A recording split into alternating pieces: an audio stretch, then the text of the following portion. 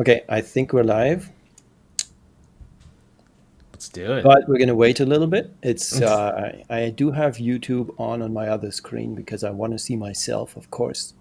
That's just my ego talking. It's just there. It's he's a celebrity now. Mm-hmm.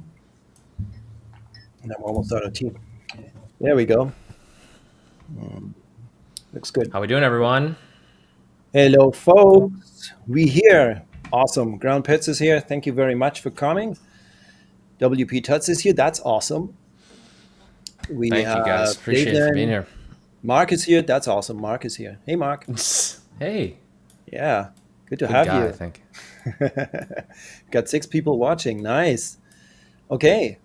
So while we wait for the room to fill up, should we just, I don't know, sing a song or something?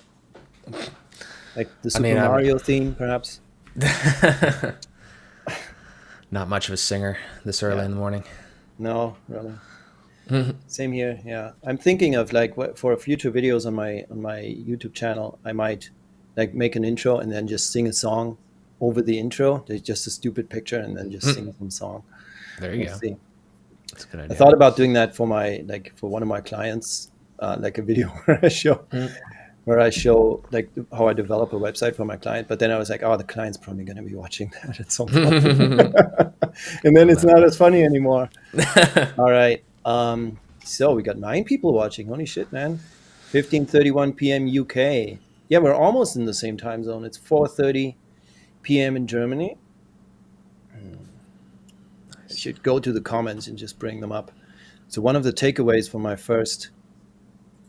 from the first and second streams was that I suck at using EVMux for scene transitions and stuff like that. So yeah, okay. It's a But I work in think we progress. can actually jump into the actual what we're doing. So okay. I need to do this. Okay, Hi. this is the first try. Hello, Mark. Oh, hi, Mark. This is the first thing we do, and then I need to add this. There we go. Bingo. Okay. So we're going to start with the surprise. We're going to unsurprise the surprise. And I need to I need to close this. Yeah, here. There we go.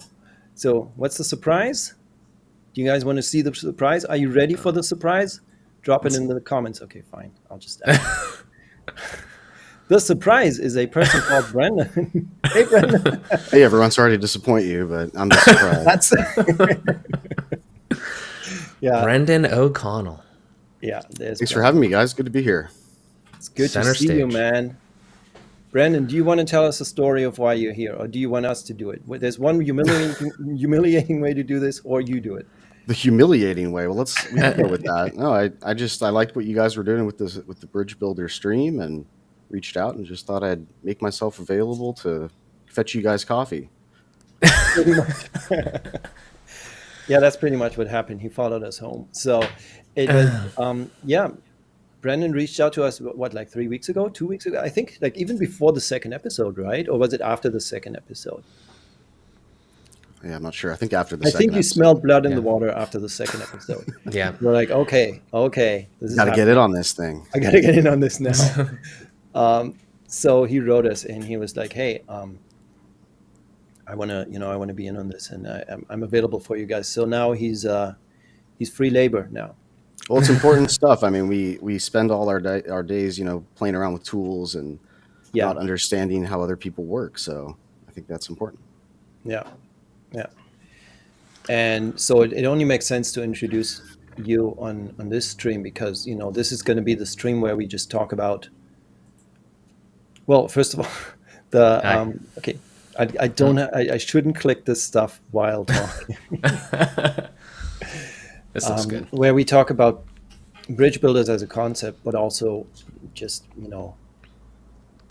I guess the idea of what's going on with tribalism in the WordPress community, and what are we doing about it, right? So, Mark, do you want to kind of recap the actual like the vision, the idea behind bridge builders for anybody Yeah. interested, or there might be a newcomer or two here Yeah. to start us off. Absolutely. Yeah. Anybody watching live, one, we appreciate being here. Thank you so much. Yes. If you saw the first 2 episodes, and you're not a newcomer, then obviously you kind of have a little bit of a vibe. But for anybody that's new here, or just needs a recap of the mission, everything like that, because it's evolving, and that's what the reason for this episode, right? Bridge Builder Brains kind of is, in a lot of ways. We want to make sure that you guys, we're doing this live stream for you. I sent out an email to my list this morning. I was like, we're doing this live stream and this series for you guys. We want to, and for ourselves too, but to try to educate everybody on different builders and different platforms and things like that. Pros, cons. It's not a this one's better than that one. It's just like everybody's take on their own workflow of Elementor versus Bricks versus Gutenberg versus GeneratePress, whatever it is. And just the origin of it was Maddie brought this idea to me. I guess I don't know how long ago it was, 2 months ago or something at this point, and I thought it was a great idea. And I was happy to sit in the passenger seat and kind of pilot this along with him. Now we've brought Mr. Brendan O'Connell into the mix as well. It's been great for a lot of comedic relief and a lot of extreme knowledge on the Bricks ecosystem and other platforms too. Brendan's been playing around with Gutenberg. Maybe we'll get into that at some point. But yeah, so just kind of the overall messaging and the idea is to get people exposure to different platforms that they probably wouldn't have the time to go and muck around with themselves, giving people a different idea of other people's workflows, whatever platform it is, and really just start a conversation. We don't want to do it. There's a lot of other series out there. Jamie Marsland, we always shout him out, doing a great job with like the speed build aspect of it, kind of getting people a little bit of an idea of like what these tools can do in a limited amount of time. We kind of like ours is a variation of that, different concept, maybe different audience and different workflow in a lot of ways. But Bridge Builders is just all about that, literally building bridges. Again, great name. I believe that. Did your wife come up with that, Maddie? My wife came up with it. Yeah. I can't take credit for it. So yeah, better half. Yeah. Better half, smarter half, all of that. Yeah. So we figured it makes sense also to have Bridge Builder Brains as sort of a spin-off thing. If this works well, then we have 13 people here. That's awesome. I'm really happy you get to see you guys. To have this as a spin-off, because in the run-up to episode 2, which was the first one where we actually had guests on, right? First one was just us. And then it was, we went from just us to like 2 legends, we went to Kevin and Brian. And in the run up to that, we were like, okay, we looked at the agenda and we were like, so at the beginning of the stream, we're going to take some time to kind of recap what happened since the last stream. We're going to, look into some comments and what people have been saying. And then pretty quickly, everybody in the conversation just shut that idea down, because I think it was Kevin who first said it, but everybody agreed that this is not what people are coming to the stream for, right? Like they want to see the conversation.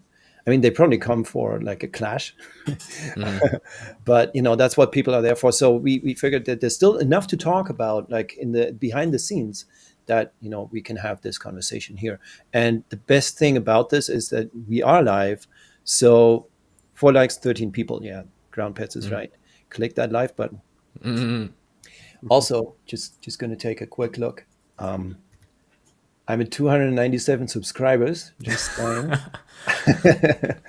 And of course, as soon as I crack 300, I'm gonna quit my job and buy a couple of houses, because I think that's how it works. Lamborghini. You gotta buy a Lamborghini. Yeah, and a Lamborghini. Yeah. Electric, of course. Nice. But yeah, definitely. If you're in the chat, shoot us questions as they come up. Yes, please. And we're gonna try to throw you guys questions as well, because we want to have that input. We want to have this conversation, because that's what Bridge Builders is about. That said, we do have a agenda that we wrote down. Should we mention? I didn't get an agenda. I'm just showing up, I guess. Okay. I'm the intern, okay. Get the coffee. I know it's a little early here, guys, so I'm sorry. I'm going to sound more monotone than usual, but I'm excited to be here. We We're could happy to jump have right you. into positive, critical, and douchey feedback. But we Absolutely. could also, I think, why don't we front load some of the messages that could be taken away from episodes 1 and 2, and just, I want to hear from you guys, again, the audience. What, having watched possibly the first and probably the second episode, Yeah. what would be your takeaways? Like, what did you learn from that? What do you think should be and could be done better on future episodes? Because we have our takeaways. We've also received a lot of really valuable feedback. And yeah, Brandon is agenda neutral. Yeah, probably. That's probably what this is. That's funny. While we wait for comments to hopefully come in soon, I'll take a stab let at us it. know, I'll guys. get us started if you want. Yes, please. 'Cause Exactly. I did watch both episodes and really enjoyed them. And, particularly the second one, to see Kevin and Brian work together. And I think a lot of the question for me becomes, what are the client sites that you actually build? What are your clients doing with the website after it's built? And this, applies to every project you do. How involved is your client going to be? Are they going to be logging into the site? Are they going to be updating meta boxes? Are they going to be creating landing pages? Are they going to be, what's their role in all this? If they're never logging in, you can build certain ways. If they're logging in, you got to keep that in mind and build with that in mind. So that's always just something in the back of my mind. Yeah, you could probably make a whole series of videos just dedicated to that type of thing, because it's kind of where the technical strategy meets the business application of it. And like, especially if you're building sites for other people, then you have to really start to take all that into account. I actually did a piece of content recently with Matt Knighton from MRKWP, a live stream a few days ago. And that was a big piece of the conversation, was just exactly what you just said there, Brendan. Like, trying to understand, the way that, taking second episode as an example, the way that Brian builds, the people that Brian builds websites and the people that Kevin builds websites for are they're different avatars. And when you're just starting out, or even if you're seasoned in web design, you don't really understand the real difference there.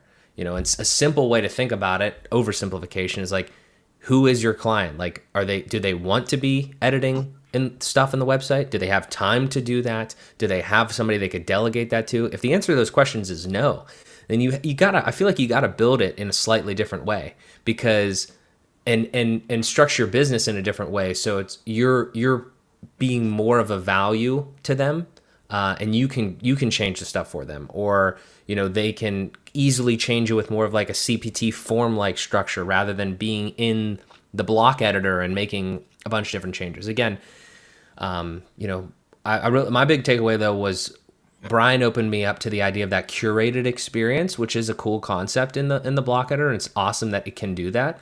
I just don't know if it's always there's just not one right way to do everything. So you really have to like analyze it from what you need for your clients. And it's not always the size of the project either. Like, you would think, okay, if you're doing fully custom, all custom blocks, things like that with Gutenberg, that, that is usually going to increase the price tag, but it could also be that it's just a nonprofit that needs certain things. And it might be, it could very much depend on, it's not just the client's budget. It's not just the client's size of the organization too. So it's an interesting idea for sure.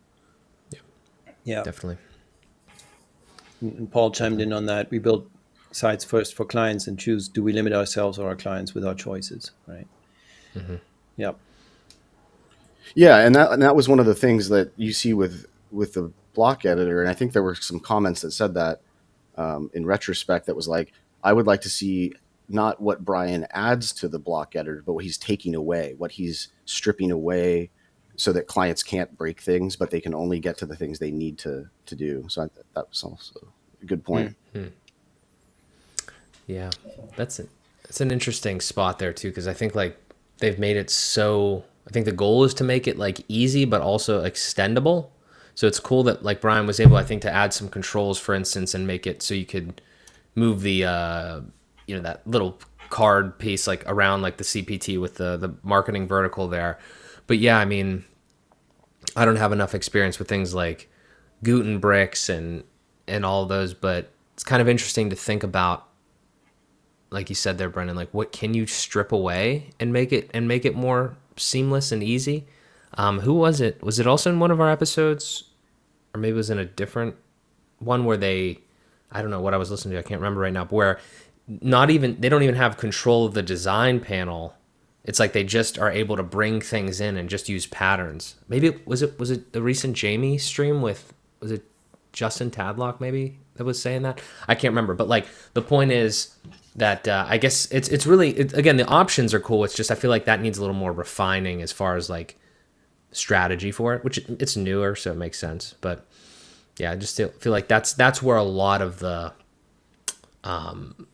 maybe miscommunication starts to come in, because people are dealing with different projects for different people and using different tools. So that's why we're building bridges. Hey, Maxime. Maxime, good to see you. There he is, the man himself. Welcome. All right, I'm gonna play. I'm gonna miss half of what you guys are saying because I'm playing with this stuff. Hey, good. this is my takeaway. Okay, it's my takeaway. This is why we have 3 people now. That's why we brought Brendan on. Just to go back to what, I guess I'll keep us on track here, right? Yeah. To go back to what Brian was building with the controls for the little verticals to position them around the card. Was that custom? I didn't see was that just something he had already added? I don't think that you can absolutely position natively, right? Like I thought he clicked on it and there wasn't an absolute button, and then I thought he had like little options, I thought, yeah. And he mentions in there that like if he was going like a step, this is the thing, is like it's tough because he started to do it right, like he was curating that little bit of experience, and he got like top right, top left, top bottom left, bottom right, or whatever buttons, and it would move around. But then he said, if he would take it one step further, if they had more money, right, the budget was higher, then he would have created a custom little control that was like maybe a slider, so they could like put it anywhere on the axes. And I was like, that's cool. I don't know how to do that. I'm sure I could figure that out if I really wanted to. But yeah, I don't know. I don't know. I honestly don't know enough about it, but it's interesting to start to understand like the curation of those experiences, when and who it's all right for, and everything like that. I think if you want to pull up Paul's comment there about Gutenberg, I can read it, Maddie. Gutenberg and FSC were labeled as being beginner friendly, but that really isn't the case. It's limited in some areas and convoluted in many other areas that cause too much confusion. I think that's definitely a fair analysis. I feel like could benefit from some refined UX. I played around with it last week and trying to understand like FSE, and it's a little different than Page Builder Land, I want to say. For sure in that regard, the way you template and everything like that. But Brendan, what was your experience? Brendan sent us 2 screenshots of stuff that he's been playing around with Gutenberg. It looked magnificent, but I want to know more about that, Brendan. How long did you take that? Sure, I will be the resident Gutenberg defender here on this stream, I guess. I have I'm agnostic. Yeah, I mean, I kind of am too, right? Like I spend most of my time in bricks, and I enjoy that and get stuff done.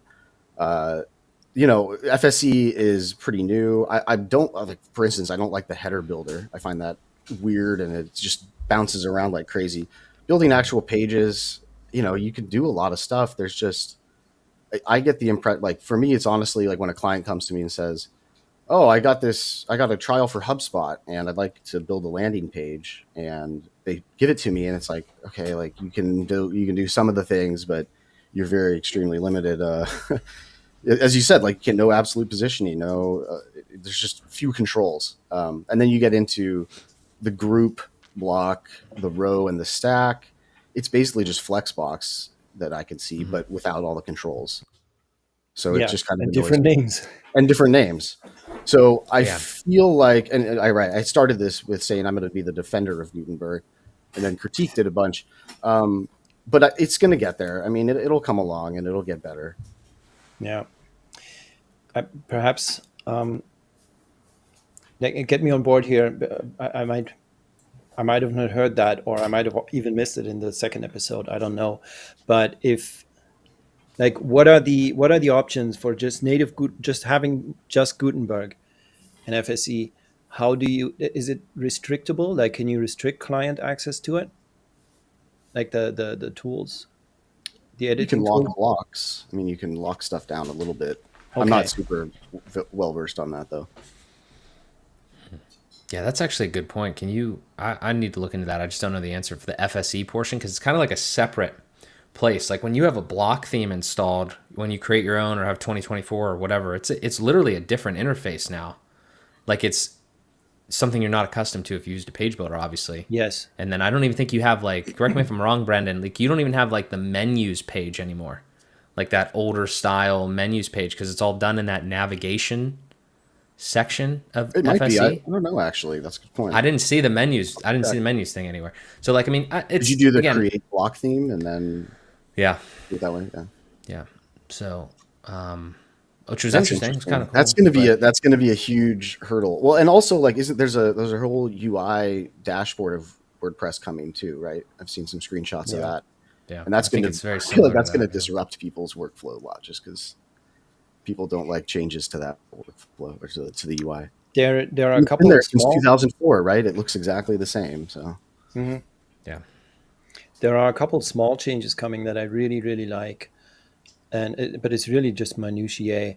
Where like on the right hand side, where you set up when does it go live and excerpt and stuff like that. They're moving the excerpt to the top.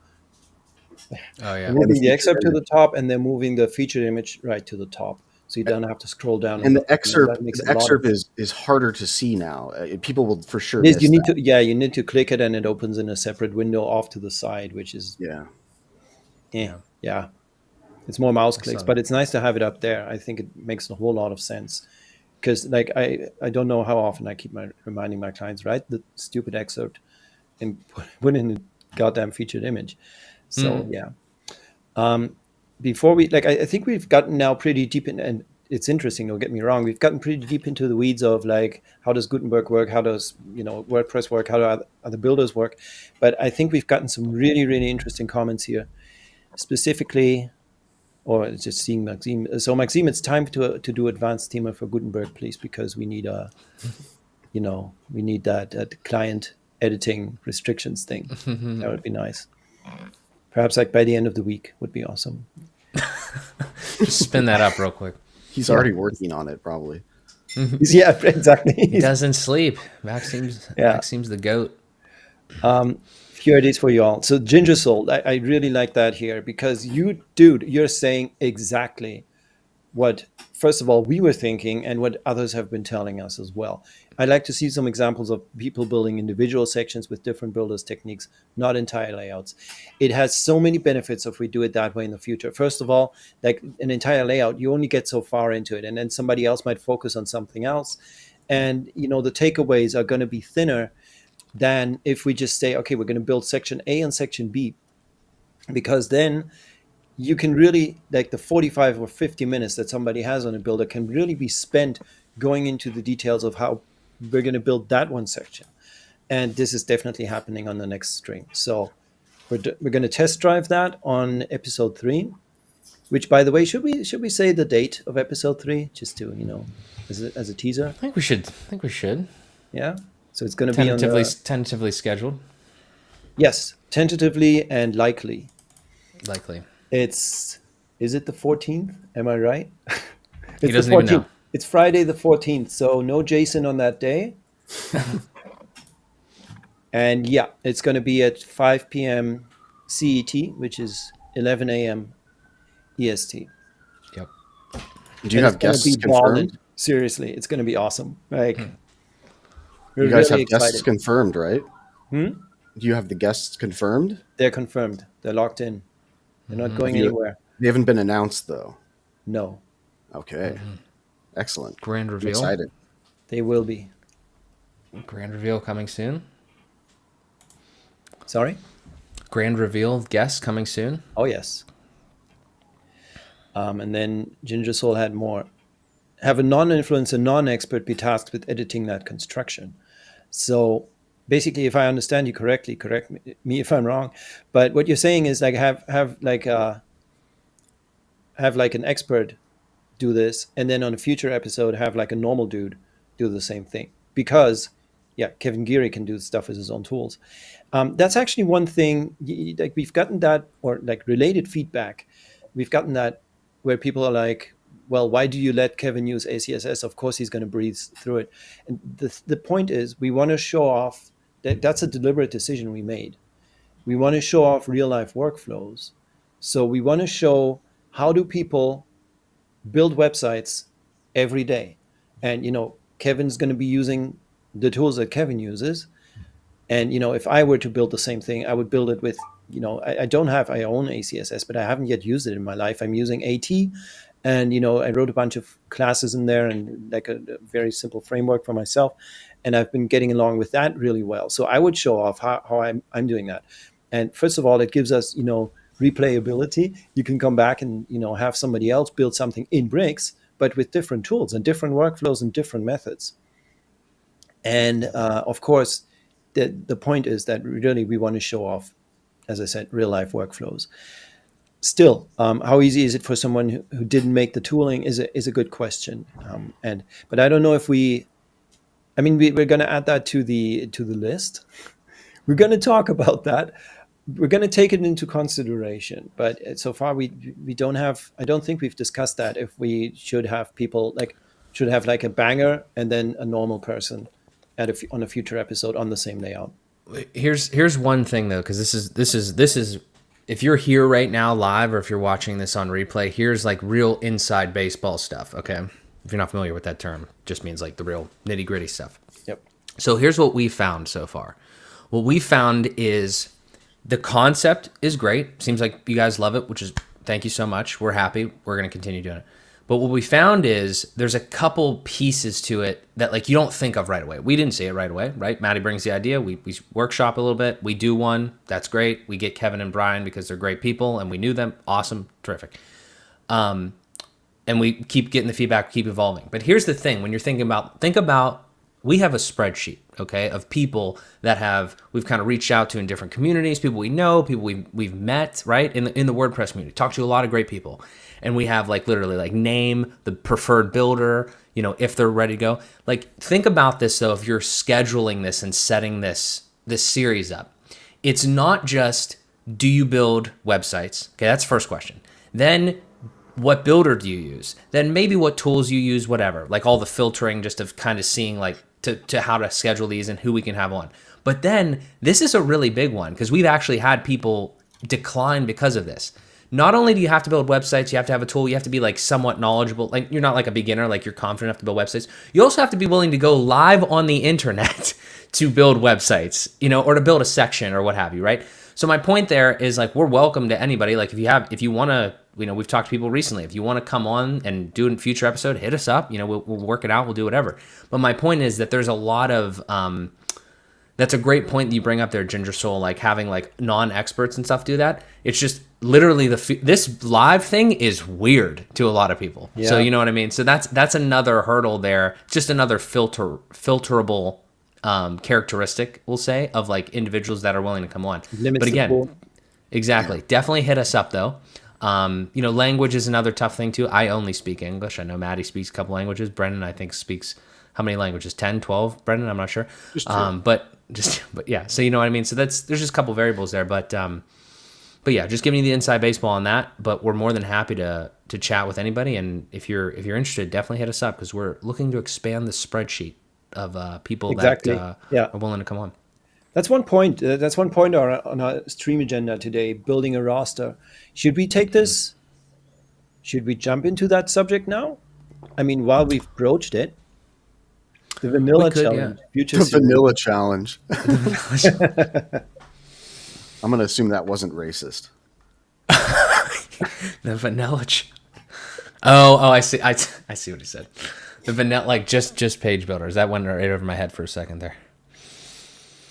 Like, or just clean tool. The tough part with that though is then like, it is cool because you're going page builder to page builder. But I don't know. Does anybody do that though? Like, does anybody actually build websites with just the vanilla tool set? I mean, I'm sure some people do. I did for a while. I mean, as in terms of bricks. I mean, I got bricks, and I built 2 or 3 websites with just bricks, and then I think it was even before AT came out. I think AT was launched like only a little more than a year ago. It feels much longer than that, and then Yeah. Then Maxime did the first LTD, and since then, Are we talking about vanilla bricks or vanilla Gutenberg? that's the Probably thing. I think what vanilla builder. Ruben means is Vanilla in vanilla builder. general, Yeah, like no add-ons. And yeah, I mean, that's an interesting idea for sure. I mean, with bricks now, it's a little better with the variable manager, but I don't know what that would look like with other builders. Like, I mean, you can use obviously any builder without add-ons, right? You can do bricks without any add-ons.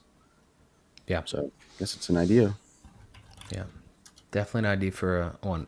We can catch up on the comments here, and then we can slide to the next. David said, "I think the idea of WordPress Gutenberg is to make it easier for users to build posts, not customizable enough to build pages, but customizable enough, to build pages." Yeah, yeah. I mean, I don't know. There's a lot of conversation around that, whether it's trying to replace page builders and stuff. I mean, to me, just on the surface, we don't have to get deep into it. It seems like it is literally doing the same thing, or it is capable of doing the same thing. How well, how efficiently, whatever. That's a separate topic. But I mean, again, though, if you use WordPress, I feel like, again, I say this all the time, you should probably be rooting for Gutenberg and for WordPress, because it's just going to continue to propel you forward, right? It only benefits you, even if you're using other tools. So that's another one. Then a clarifier from Paul here, I think, on the earlier comment was, my point was for non-devs like us, it was originally aimed as being easy for everyone, but they complicated and limited things at the same time, changing industry standards and naming conventions. 100% agree with the naming thing. yeah, That's Big tough. time. I mean, I understand why they did it, because they want a layperson to come in there and be like, oh, a group, that is a word that I've heard before. A flexbox isn't, but it's tough. I don't know.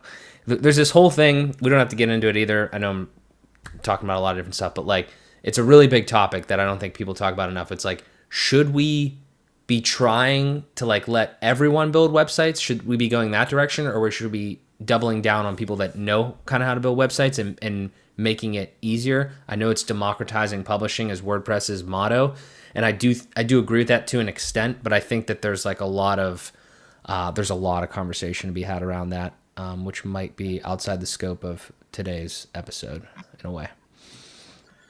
That's a whole deep topic, though. It's a good point, because they've managed to piss off developers and new people by having Kind of impressive. Yeah. Yeah, it is. But again, I still come back to it's improving, and is their goal to replace page builders? I think so. Yeah, I think they want to control the environment. The way open source works is they have everything for free in open source, and then they see what works, and then they just subsume it into core. That would be what I assume is the strategy here. It's a good model. And then, I don't know, make it possible to upload the same image again and update the thumbnail, right? The same file name. Like, there's so much basic shit that they should have done years ago, which, annoys me to no end. Like, there's so many things that should just be basic features, like duplicate content. Like, why do we need, or is that coming at this point? I thought there was some, but still, it's not here, right? Like, we can't duplicate content without a fucking plugin. We need to install happy files, which of course is a great tool, but why not put some level of like organization into the freaking media library? Yeah, like that should have happened like CMS 2010. That's when that should have happened, So I don't know. I want to take a quick detour to like Ginger Soul's comment here. Does it have to be no code? Can it be HTML inside a page builder?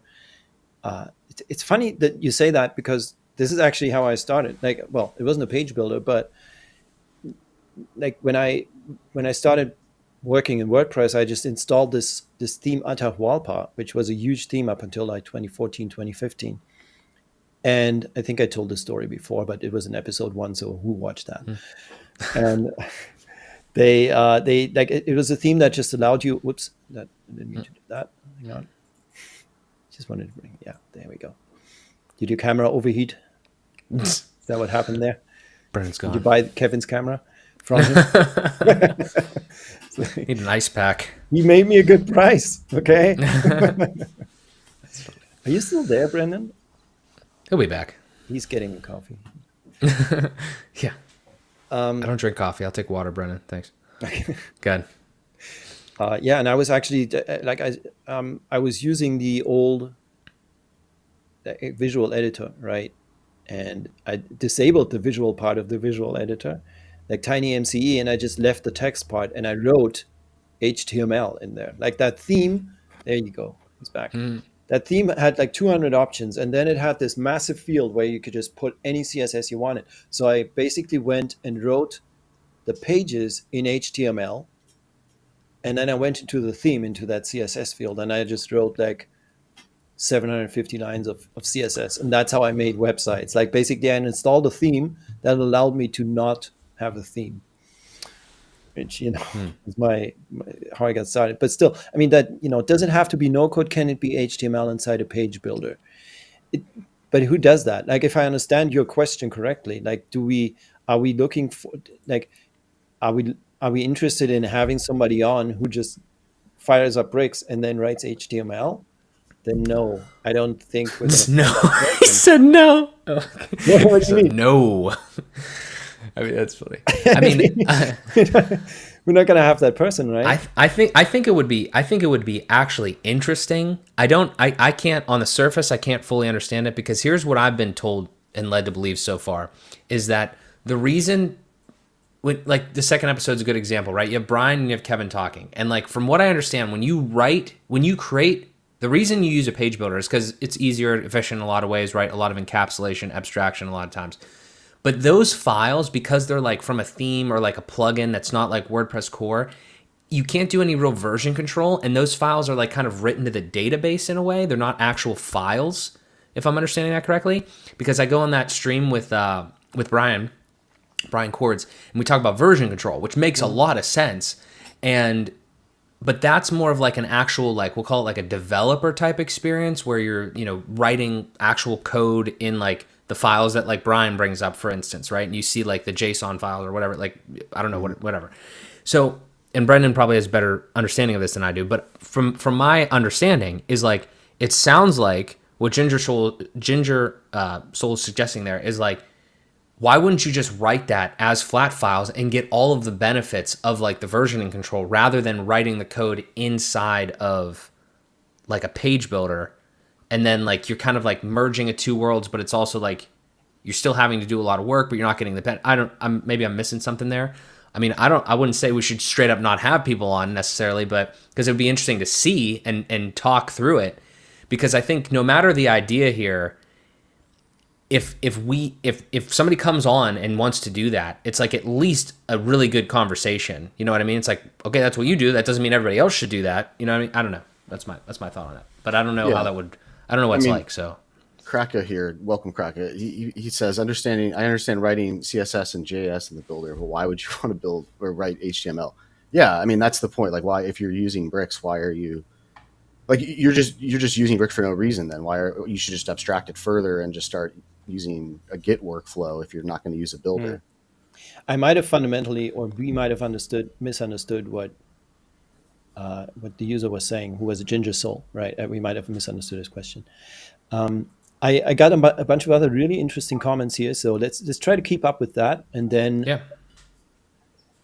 perhaps dive back into the agenda. Let's see where the comments are. Yeah, Ruben doesn't use add-on stuff because it wouldn't make his workflow better, because he still has to figure out how to install plugins in WordPress. He made a video about that, about installing Advanced Themer. It's a really unique way, actually. I wouldn't have thought to do it that way. I don't know. Ruben is a proud plugin owner now, isn't he? Doesn't he have? I think he is. Yeah. And it's free too. Yep. I tried installing it in Bricks, but it didn't work. So I blame Renato. I played with it in Breakdance. It was fun. What was that? I played with Headspin in Breakdance. It was fun. Okay. Dope. With classic themes, you can. This is a good comment here. With classic themes, you can't change anything except for a few selected settings in the customizer. Block themes give you the control over every element of your site, which at its core is an amazing idea. I completely agree with that. And I have no other insights on that because I have no experience using them. But I think at its core, it's a great idea, for sure. They really need more people to adopt block themes, I'm guessing, too. I just don't think it's catching on. quite like it needs to. It's cool that you can make your own. I mean, you can make your own patterns and everything like that. Because like I said, I tried that and I was trying to understand like what's the difference between like a pre-built block theme, like a 2024, and like creating your own. And I guess like patterns and all sorts of other styling. And like, I mean, obviously you can do everything to it, but it's intriguing to say the least. Yeah. And it behooves everyone to understand how it works, for sure. 100%. Oh yeah. Yeah, and I'm way behind on that. So I'm that's why I started Bridge Builders, actually, so somebody can explain it to me. Smart. Because I don't have time. I have a kid, man. Udoro is asking, hello, an interesting discussion. No one's building today. So far, no. I don't think we're going to have anybody building. Thanks for being here, man. Oh, yeah. Thanks to all of you for being here. I mean, we got 18 here, and at some point we had 22. It was awesome. Yeah, next one. Remember is, when we had 22? That was great. next episode, Friday 14th. Just again, Friday 14th, episode 3. Yeah. 11 a.m. Eastern. Yeah. Let's see. I understand writing CSS. Yada yada. Maxi Bell. I think the future is systems that allow code-based components that can be tweaked visually for content and parameters, but tweaked using AI for functionality. Yikes. Yeah, I mean, that's a curveball. I don't know what to say to that. It's ChatGPT. I can see that happening, but is anybody going in that direction? Right, WordPress core or any builder at this point in time? Going towards components? And towards components, yes. Yeah. But then tweaked visually tweaked using AI for functionality. I mean, it's probably just a small step then from there. Once you put in AI. James LePage with what is it? Code WP and WPAI. I'm not sure what his thing is, but he's a new product coming out where it's like AI literally directly in your WordPress dashboard. Yeah, agent. And like you can and you can just do whatever you want. Like, I mean, I don't know. It's a large promise, so we'll see how it continues to evolve. I think he has yet to release it just yet, or the beta is coming soon or something. But yeah, it's definitely going to be a part of it. I don't know if any of us can predict what it's going to be like, but. Page Builder helps me stack snippets of HTML on top of each other and leverage other Page Builder abstractions. Having HTML in the builder means I'm not relying on a UI to form the section's layout. I'd love to see the workflow personally. That's all I can say. I want to see it. Yeah, just drop us a line. Just PM us on Facebook and come on the show. Like, I want to see that. I think I know who Ginger Soul is, but I'm not 100% sure. So, but yeah, definitely let us know. Yeah, more workflows that we can show, the better, right? Yeah, absolutely. Yeah. And to that point, I mean, are you guys thinking about any non-WordPress things like Webflow, Framer? Yeah. Yes, actually, yes. Already got at least one guy that said he'd build in Webflow. Yeah, exactly. Awesome. And we reached out to Ran Segal twice, who does the Flux Academy YouTube channel. But the first time I thought it probably just went into his spam. He would have responded within 5 minutes. And then the second time he didn't respond, and I didn't sleep for 3 days. Nights. But he's probably not interested. And then let's see, before block themes, have we been friendlier block themes compared to Page Builder like bricks or breakdowns? I don't know.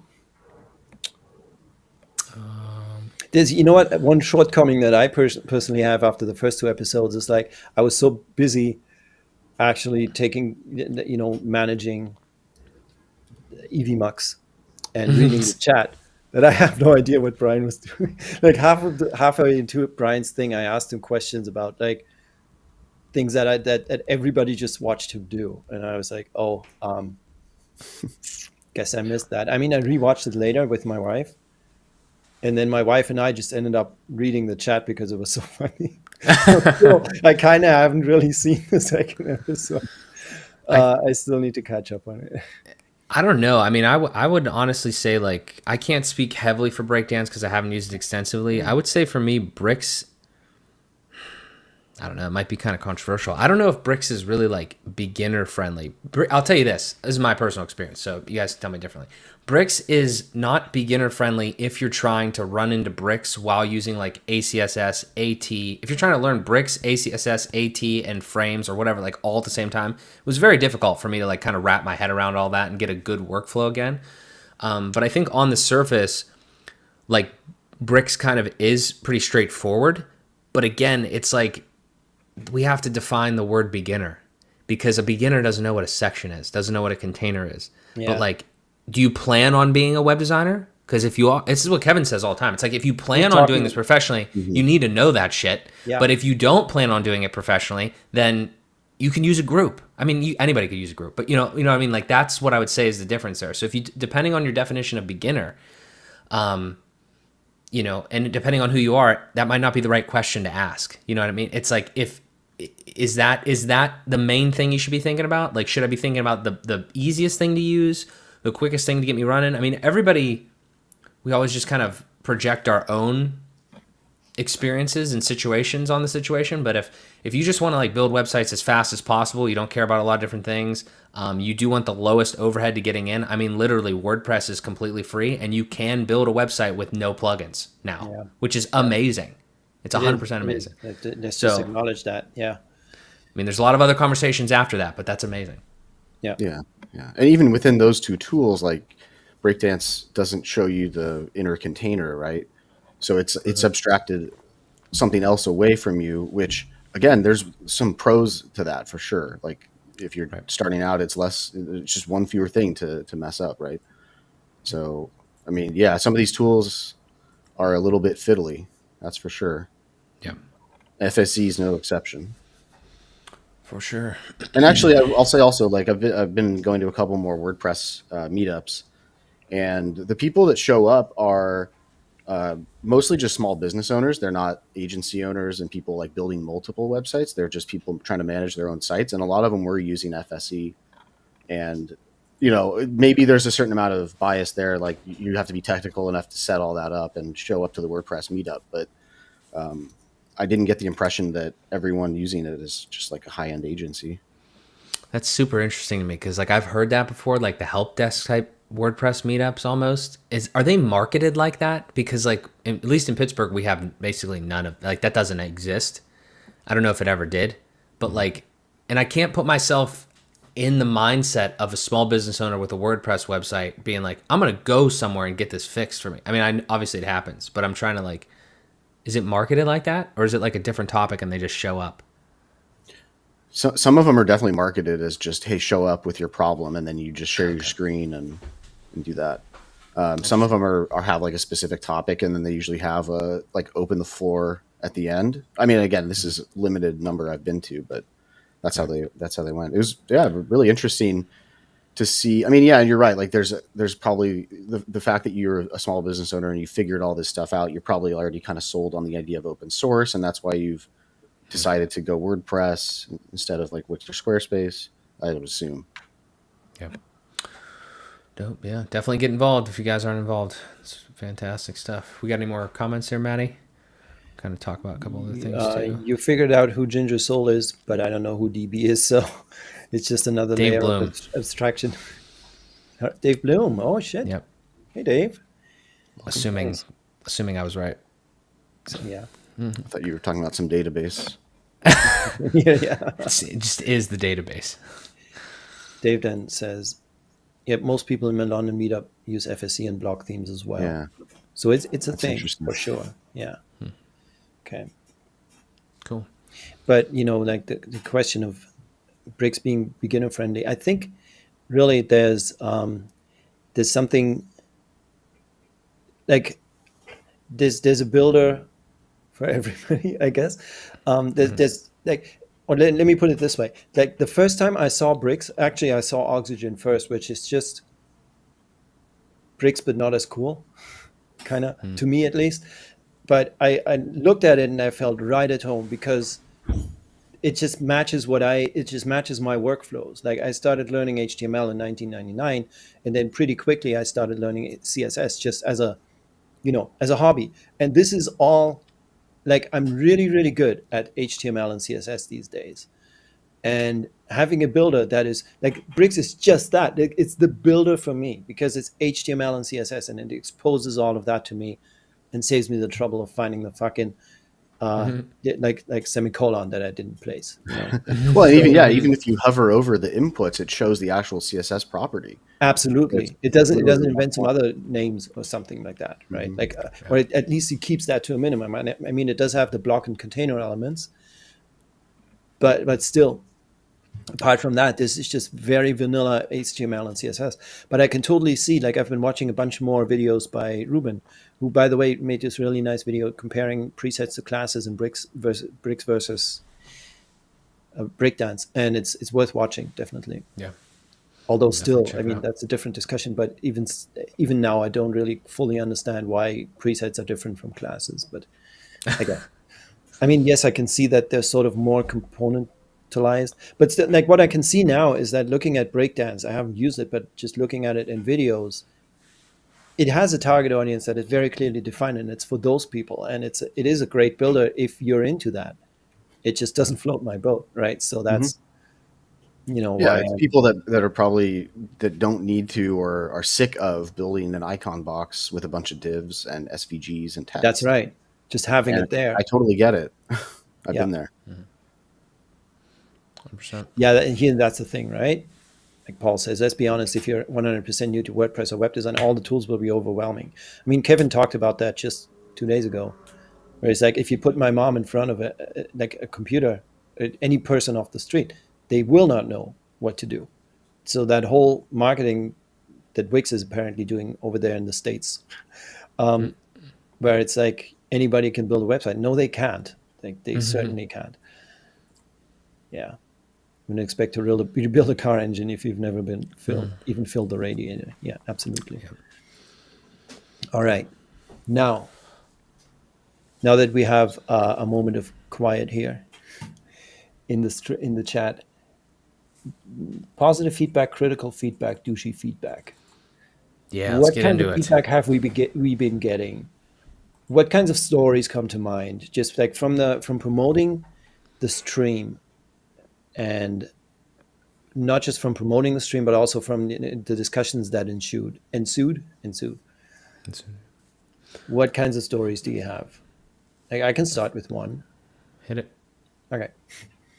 So the first one. Sorry, before you do, can you take me off? I need to grab another cup of coffee. Okay. I'm early in the morning. It's early for Brennan. We woke him up. We woke him up. Yep. So we were wondering, like, how do we promote a thing that's intended to bring people from all kinds of communities together in one stream, right? To just look at different page builders and workflows and discuss them. So our first idea, or I guess our main idea, especially before episode 1 even aired, was, well, we're going to go into the different page builder communities and talk about it and be like, hey, we want to invite you guys to look at these different workflows. And we posted in pretty much all of them, right? We posted in Divi, in Beaver Builder, Breakdance, and Elementor, for sure. Bricks, of course, Oxygen. Yeah. So I think like the main ones, right? And most of that got deleted because we're not supposed to promote ourselves. I get that, but also I don't, because like the point was like, how else do you invite people except by going there and inviting them, right? So I'm not sure.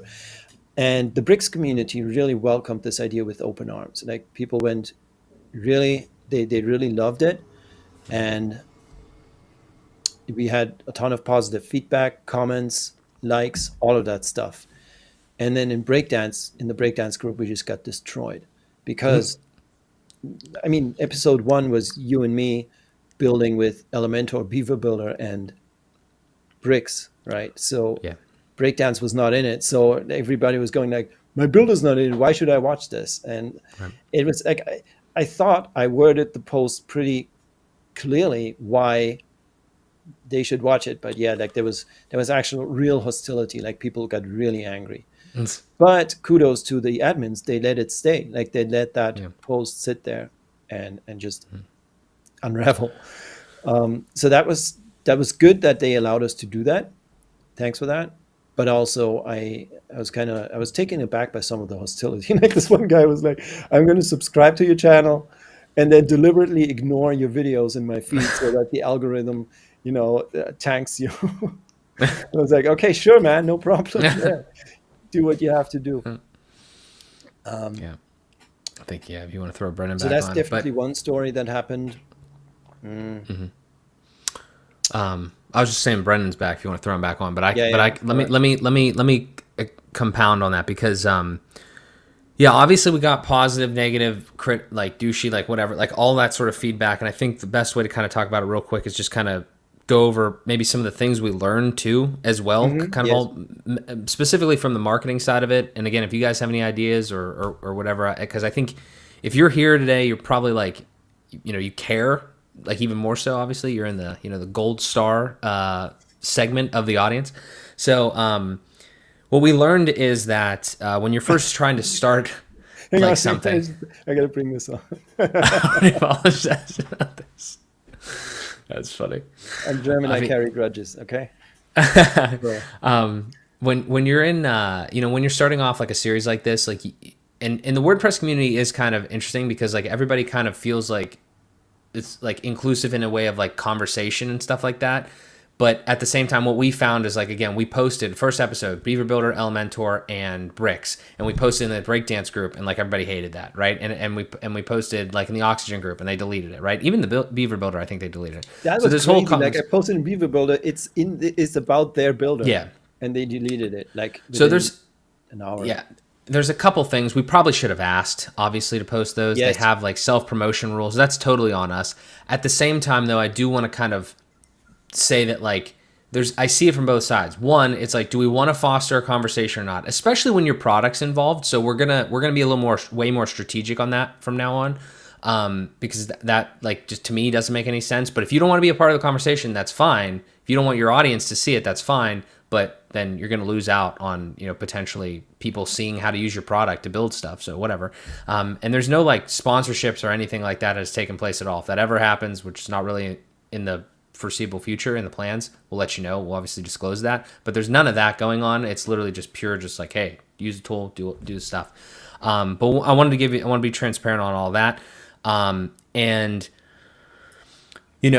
like just kind of thinking about that has been really interesting to talk about how do we get this out more. So if you guys, if you see the posts, if you share them, we're eternally grateful for that. Again, guys like Paul been so gracious to let us post it into the community and everything like that. We cannot thank you guys enough for that. But that's what we found is trying to get this out to show more people has been a little interesting. And we're going to try to do a better job of that because we have gotten that interesting feedback that has, kind of warranted an interesting response and made us think a little bit there. So I don't know, just some random. And it's tough because these are communities that, right. The tribalism thing is like a double-edged sword, right? Where we're humans, right? We want to feel secure in the choices and groups that we join and tools that we use. Like it's all common. And then at the same time, like the builders, they have a product. They need to be able to control the narrative of the product and not have people. But again, that comes back to like, why aren't they participating with what you're talking about? If you're giving them the opportunity to help shape what we take away from their tool. Yeah, I get why people are hesitant though. There's a lot of toxicity and just like people just wanting to one up people a lot. So yeah, people are rightly skeptical. Even if it's WordPress and everybody's like kind of like sort of pseudo in this together type thing community, like I still get it. Like Elementor doesn't want to be associated with like they don't want people to use Beaver Builder, like as an example. They want people to use Elementor. Like I get it. They want people to buy their stuff because it's a product and it makes total sense. So hopefully each one of these products has kind of like an ideal customer, an ideal avatar that they're shooting for, and maybe maybe we can get that stuff in front of more ideal avatars or whatever, and hopefully they're open to those conversations. But just like I said, I think I already told Brendan and Maddie, like I think we kind of we've already established a couple relationships with people directly at the page builders and the different, types of tools, from Which, that by the side of way, is things. fucking amazing. Like, Yeah. we've got people in our roster, and just real quick, please hold that thought. Yeah. I don't want to just stump it, but I just want to give a quick shout out to Raquel with the Divi team. I mean, she that was before or shortly after episode 1. She reached out to us. It was before, because we posted the thing in the Divi group. She saw it because before it got trashed, and then she wrote me a message saying, "Hey, I'm with the Divi team." Like, she doesn't really work in the dev team, but she's a community manager and like works on community for that. Raquel Manriquez, and she reached out and she's like, "I like the idea. This sounds interesting, And we challenged her a little bit about, well, then why did you guys delete it? But since then we had a call with her, and it was fantastic just to see we have somebody like that in our corner is really encouraging. And I hope she goes back on Messenger at some point, because she's going to have a whole lot of messages when she does. But she might also be somebody that, I don't know, is going to be involved in some way, or we're going to be able to rely on them. That's very encouraging. Yeah. Right. Yeah. So yeah, same thing. Just to echo that. Yeah, it was just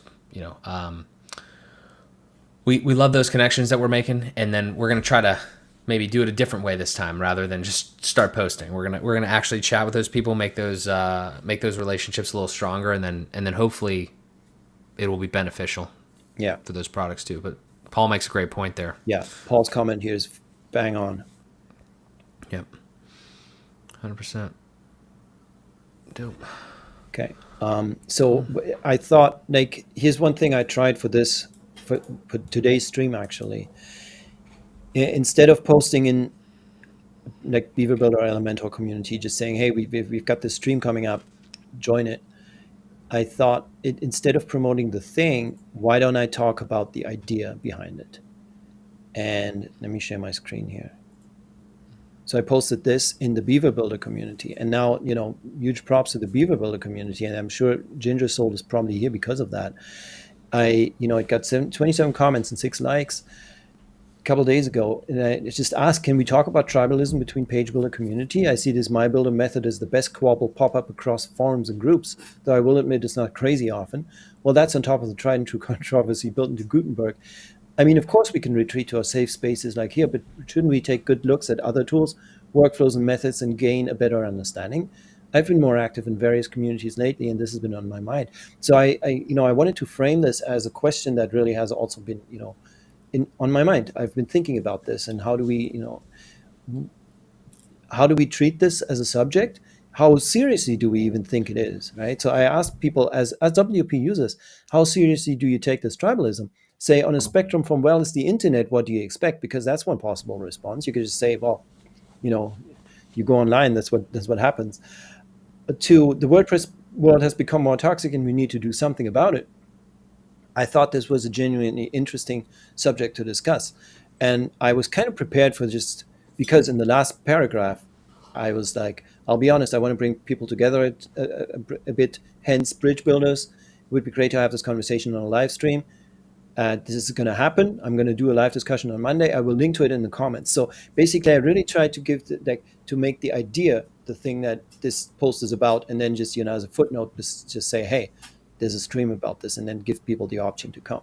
And first of all, they didn't take it down, and secondly, it got a ton of engagement. Like, the conversation that followed was fantastic. I'm not going to share it here because it's inside a group, and it's not my place to just publish stuff from inside other groups. But Dave Bloom gave some fantastic, so Ginger Soul here gave a really well thought out response, got a bunch of likes for it. It was well deserved. And that went back and forth a little bit. We had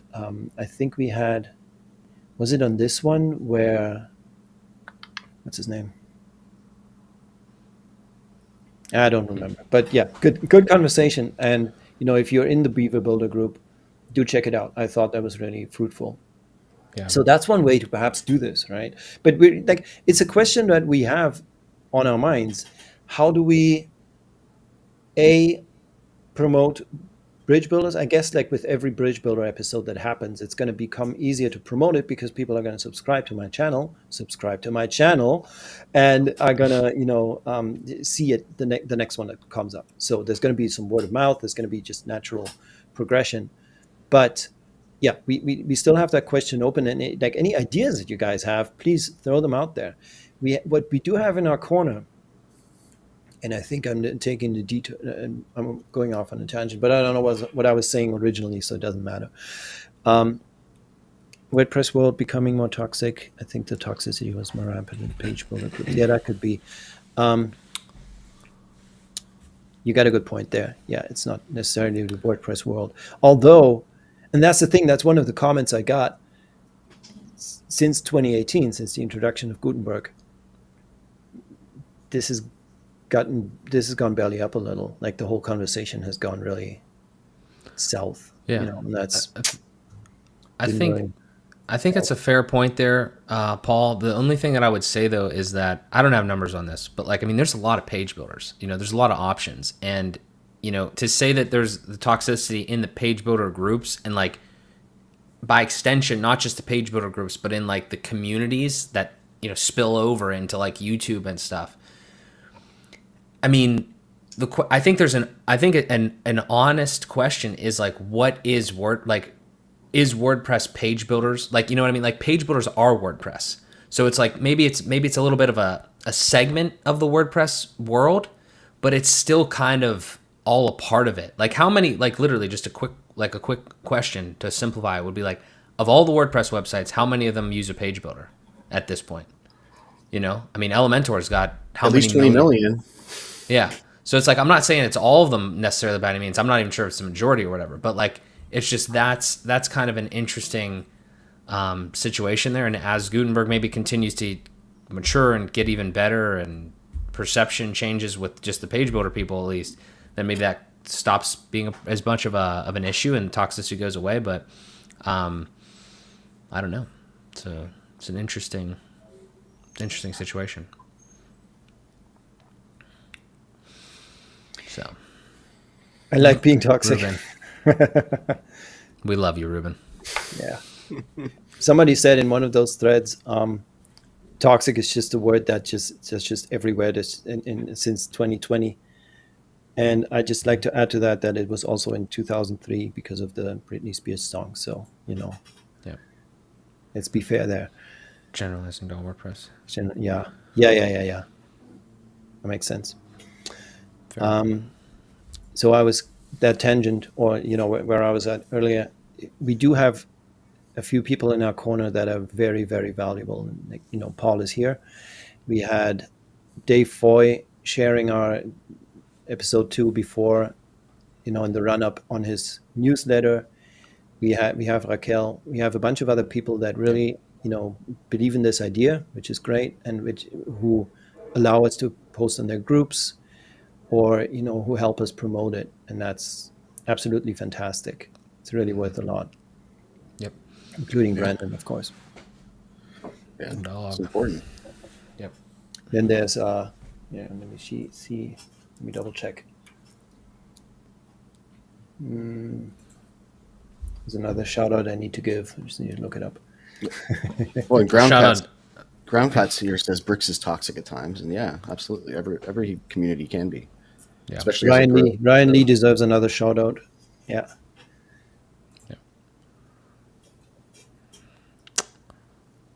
I'd like to be able to constructively criticize some abstraction mistakes and the inherent flaws in the UI coding without it being labeled as toxicity, and any approach is a take. Well, that's another point where it's true that this word gets thrown around much too easily, much too quickly. Yeah, and I mean, that comment to me reminds me of Quickly. Because to me, I didn't see a lot of toxicity. What I consider toxicity, I saw constructive criticism. Yeah. And so I think that to me, that jumps out. Yeah, I think that should go for anything. Any tool, any platform. So I took, hang on a second. Lessons learned, less is more. No need to build a whole page. Yeah, we talked about that. Building a roster, building a network, building a team. Yes, building a roster. I mean, we're not gonna name names, but we've got some really cool ones in there in that roster. Still, and this is also a call. This is why we're having this live. This is a call for anybody. Again, we've said this before, but anybody who wants to contribute, anybody who has an idea of a guy that should be on the show and show off their workflows, please let us know. And also building a network, like it's like, who else can we talk to help spread the word about it? It's another question that we have on our minds. Yeah. See, Bricks community has thankfully gotten much better. Yeah, it had this dip, didn't it? Like it kind of nosedived a little bit. It's since they brought on some moderators, exactly, done a great job. Yeah, it kind of recovered there. Yeah, for how big the group has gotten, it's not too bad. It's up to you, man. It's your channel. Nice. Sweet. I know the name Dave Bloom. He's I don't know the name Ginger Soul, but I like the branding. So Cool. I have two channels. I have my brand artery channel, which is and Mark and I had this conversation like when Bridge Builder started. He asked me how are you gonna position yourself on YouTube? Because my brand artery channel has a couple, like 200 subscribers or something, but mostly what I publish on the brand artery channel is stuff that helps my clients. Like I explain to them how to write a blog post or stuff like that, right? And then I had my Matty Eastwood channel, which was nothing, which was just my private YouTube account that I used to go on YouTube. And then I pretty quickly decided this is going to be the channel where I talk to other people in my profession, right? And since they already know me as Matty Eastwood or Matt Eastwood on Facebook and Kevin's live streams, then it only makes sense to use this channel, to host my videos. By the way, quick plug. I got permission from a client to record the entire building of a website from start to finish. And it turned into a 13 episode series. Like every episode is like 30 to 45 minutes. And it's a full bricks build from scratch, like basically from finished Figma design all the way to launch. And that's coming. So I'm going to post about it in the Bricks group, and let's see who else is not hostile. But I'd love to. Like, I'm also going to live premiere the episodes, and I'm really looking forward to that. Like, I'm goddamn excited about it. I think it's going to be really cool. Woohoo! Hell yeah! I'll be there. Yes, same. Thank you. I starred one comment. It was by Max, just saying tools and bricks. I think this is worth looking at or just discussing for a moment there. Just saying tools, bricks, and advanced theme are evolving into cockpits with submenus packed with knobs to cover most that is easily accessible in code. And that's true. That's just simply true. Like, I found that when I was using Beaver Builder, let me take off my screen here. We don't need that anymore. There was so much that there was only so much that I could do in the builder, right? I click and I add a module or like a whatever, right? A text box. And then if I wanted to change something in it, then I had to go to war with the code that was already there. I had to write CSS to sort of scream louder than the CSS that was already there. And it was already packed with fucking important everywhere for no reason. And it was so infuriating. And then I went to bricks and I'm like, this is much closer to code. It's almost like as if I was able to code this website myself. And then, you do reach the point where you're like, then what's the point? Why shouldn't I just code the website, period? Mm-hmm. And there's something to be said for that. It's just, I think it's more convenient to have a UI. I'm a terrible typer and make a lot of mistakes. So I very much embrace it. And I gotta be honest, like I use heavily my bricks add-ons, right? So I love my right click from ACSS to add my variables. And I don't think it gets faster than that. For me personally, again, that's my workflow. To each their own. Yep. 100%. Note that I have here stories about approaching admins from groups. We did end up approaching like from a takeaway from promoting episode 1 was that we should have asked first, so we did that, We got no answers. So that didn't really help either. Like there was one, I think, Mark, that was you, right? You contacted one person from a group, and you saw that they ended up stalking you on another platform to see who you were, right? And then they didn't respond. Yeah. Can you tell that story? Yeah, I mean, groups are tough. Again, I put a little bit of the blame kind of like on our initial practice there. Like we should definitely kind of reach out and everything like that. But I would appreciate a response back, even if it's a no. So whatever though, it is what it is. But yeah, I mean, just different people. If you start something and you build it up to however many members, I respect that. So it is what it is.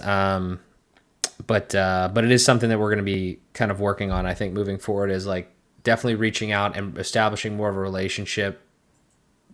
Whether it's product owners, community members, or community admins, what have you, and hopefully they respond accordingly. I will say though, however, like when we get that, if we find that XYZ builder doesn't want to be a part of the conversation, I think it's right to tell you guys that they don't want to be a part of the conversation. So I think that's important. So when we see that, honestly, let's just do it right now. Like that, the one that I was talking about there, we were kind of like talking about was the admin bar. Like they didn't want to be a part of it. So we messaged them directly. Well, we put a post up there and they deleted it. Totally understand that. Okay. But then I messaged Kyle directly and he didn't want to be a part of it. He did not respond to me. I'm not, no shade thrown there. I'm just saying like, I feel like that would be a fantastic group. There's so many people in that group asking questions all the time about, this, that, and the third of like, hey, should we use this? Should we use that? All we're trying to do here is educate. All we're trying to do here is show options. So, like I said, totally fine. But want to be transparent with you guys that we are trying to get it there. That being said, if you guys want to share the stuff out, I'm pretty sure most groups are cool with that. So, but we can't really do it directly. Yeah. Yeah, it's too bad because I feel like the goal, to me at least, it seems like is to literally give back to people. To like I've learned a lot from these groups, and that's why I make videos, and that's why I try to help people out too. That whatever at different stages, different workflows, all that stuff. So it's too bad, and I think maybe this video gets shared a little bit, and people see that it's hopefully useful. We're not trying to bash builders. We're not trying to bully people into a certain workflow. It's about making these informed decisions and having more data to make these decisions. Yeah, I mean, we have our own opinions and our own workflows, but I mean, you guys let us know if you think we've been biased, and always call us out on our real, like anything like that. If you again, we'll probably have more of these. Like if you think we're doing something wrong or you don't agree with something, can't guarantee it's going to change necessarily, but like if we're being too hard on something, let us know. But again, trying to be objective, but also, we're human, so we have our opinions. So it's, I don't know, doing our best. We'll keep getting better. Yeah. So we've got an important question here from Paul. Mm-hmm. What's that vinyl on Brandon's turntable? Yeah, it's the Frighteners, some band I like. So okay, nice. It reminds me of a little psychedelic. Sorry? Oh, it's a little psychedelic. Okay. Mm-hmm. Nice. Notice, anyway. It reminds me of that 80s, like there's this song by Real Life, Send Me an Angel, the 12-inch look kind of like that, just different colors. So there's that. Ooh, yeah. Ground pets, admin bottleneck, yeah. Is what it is. We're happy to involve the community if they'd like to. Well, sure. And again, like just to reiterate, I understand people's skepticism. Like they don't, or they're not familiar with the stream yet, or maybe know who you guys are. So it's not, don't take it personally. We've only had 2 episodes, so it's totally it's understandable. It's not a big deal. Yep. We have David McCann. He posted in his group he posted thoughts on it. And let's just point out, like Kevin in the WDD that he did the next Tuesday, he did a recap on bridge builders, and then a couple days later, Brian actually made a whole video about questions that he has since received. So Man, I mean, that was fantastic just to see that this conversation was continuing that way. It's really, really encouraging. Again, it's great. I don't know. Did we have takeaways or anything about David McCann's thoughts on that he posted in Dynamic WordPress? I like that group. I like David. Love David. I think there's a lot of really good people in that group thinking. This is again maybe a topic for a deeper stream, but like each different like community group, not the products, like have like their own kind of vibe to them in a way. I feel like, and the people, it resonates with me a lot of stuff that the Dynamic WordPress group people kind of talk about and post, and I thought David's perspective on it was great. Just kind of like seeing what Brian was doing versus kind of like the brick side of things. I can't remember super duper specifics right now, but I normally agree with a lot of the takes or understand the perspectives there, so I appreciate it. Keep talking so I can pull it up and read what he wrote. I don't know if we should do that, but it's no, I just meant I was the link is I'm sure I think I saw some of the feedback was like it was cool to see what Brian did, and this was shared by other people that we wanted to see a little bit more of that setup. Is he going to pull up the JSON file and show us editing the colors? Yeah, that's actually right. Yeah. Like that. So yeah, I would have loved like one thing that also I think was it Jonathan that said that, Jonathan Jernigan. It's like he expected more conversation between Brian and Kevin during the stream. Yeah. Because like when Brian was building, Kevin was just sitting there, and then the other way around, Brian was kind of just sitting there. But so perhaps the next guys we're gonna sort of like we're thinking perhaps sort of put breaks in there. Where it's like, okay, time out. Let's look at the chat and let's talk to each other for like a couple of minutes in between. Yeah. Sort of to loosen it up a little and have that conversation there. It's tough. It's a tough thing. It's a tough thing to produce, in a set amount of time. But I think those are the two big things. One is if anybody can, if we have like Gutenberg or anything that like has like kind of behind the scenes setup stuff, a lot of people commented wanting to see that. Yeah. Which is difficult, but if we narrow it down even further to like one or two sections, I think that would be good. Another thing I don't think we hit on this specifically, but if you have builder A, person A and person B next episode, where like person A builds like a hero section and then person B builds the same hero section, like back and forth like that, maybe for like 2 or 3 sections. So you can literally see, okay, they built this hero like this, and then the other person built this hero like this, and then this person built, the footer like this, and the second person built the footer like this, rather than just building all in one and then all in the other. I think that would be more of lend itself a little bit more to a conversation as well. Yeah, completely agree. So I think you guys let us know what you think on that, but I think that there's some room for improvement there, along with that setup. Yeah, and stuff, just like if applicable. Just another like behind the scenes thing is, and I don't know, people's schedules are different, right? But is it possible to have just the whatever you two and then the people that are participating have a 20-minute beforehand of like, here's some things that I'm going to mention just to help give a better idea of prepping the person so they know what they're looking at too. They know kind of what to expect. I mean, maybe that's not the point. Maybe you want people to go in completely without a fresh set of eyes, but just something I thought about. Yeah. I wasn't listening.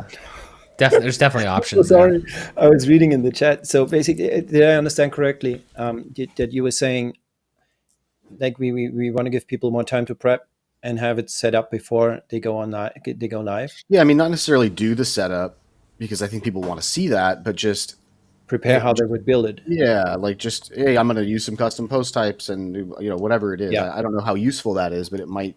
But I think that's already happening. More to expect. Like if I understand you correctly, that's already happening, I believe. Like okay. Mark and I, for episode 1, we picked Taylor Swift's website and we built. Each of us sat down during the days leading up to the episode and built it in Beaver Builder, Bricks, and Elementor. Okay. And then for the second one, Kevin and Brian did their preps.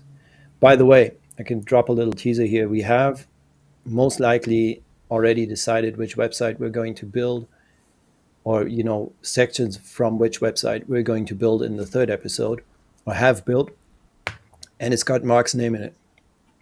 The website has Mark's name in it, so that's your clue.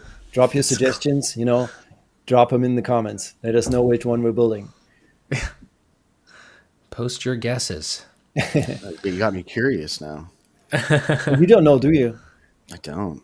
Nice. That's funny. Drop It your has guesses. Mark in the domain name. Yes. Yeah.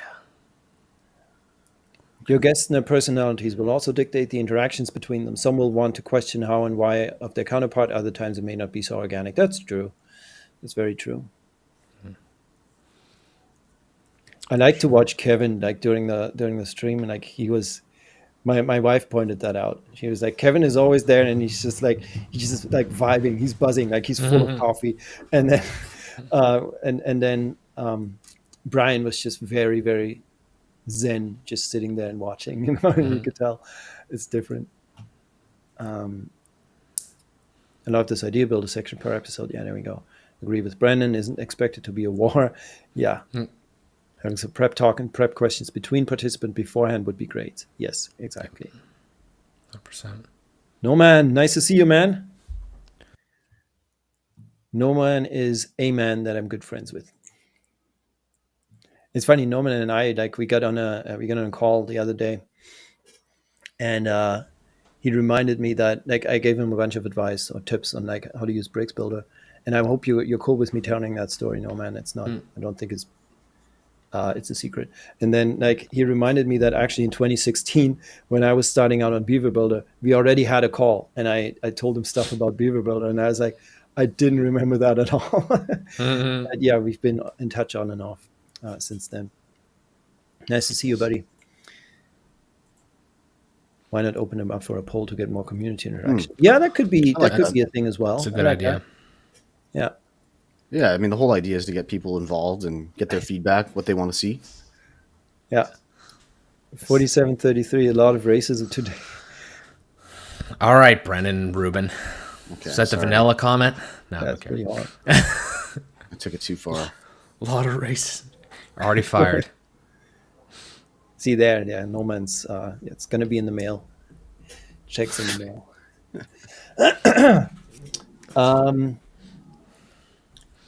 What else do I have in my list here? David Bloom contacted us. Yes, he did. Yeah, we have... I just gave away a secret.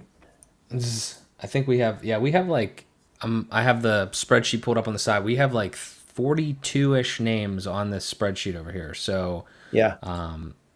Definitely, if you guys know anybody, if you want to nominate anybody, it could be anything. It could be a page builder, it could be core, it could be a different, if you know a Wix designer, that would love to go. Oh, yeah.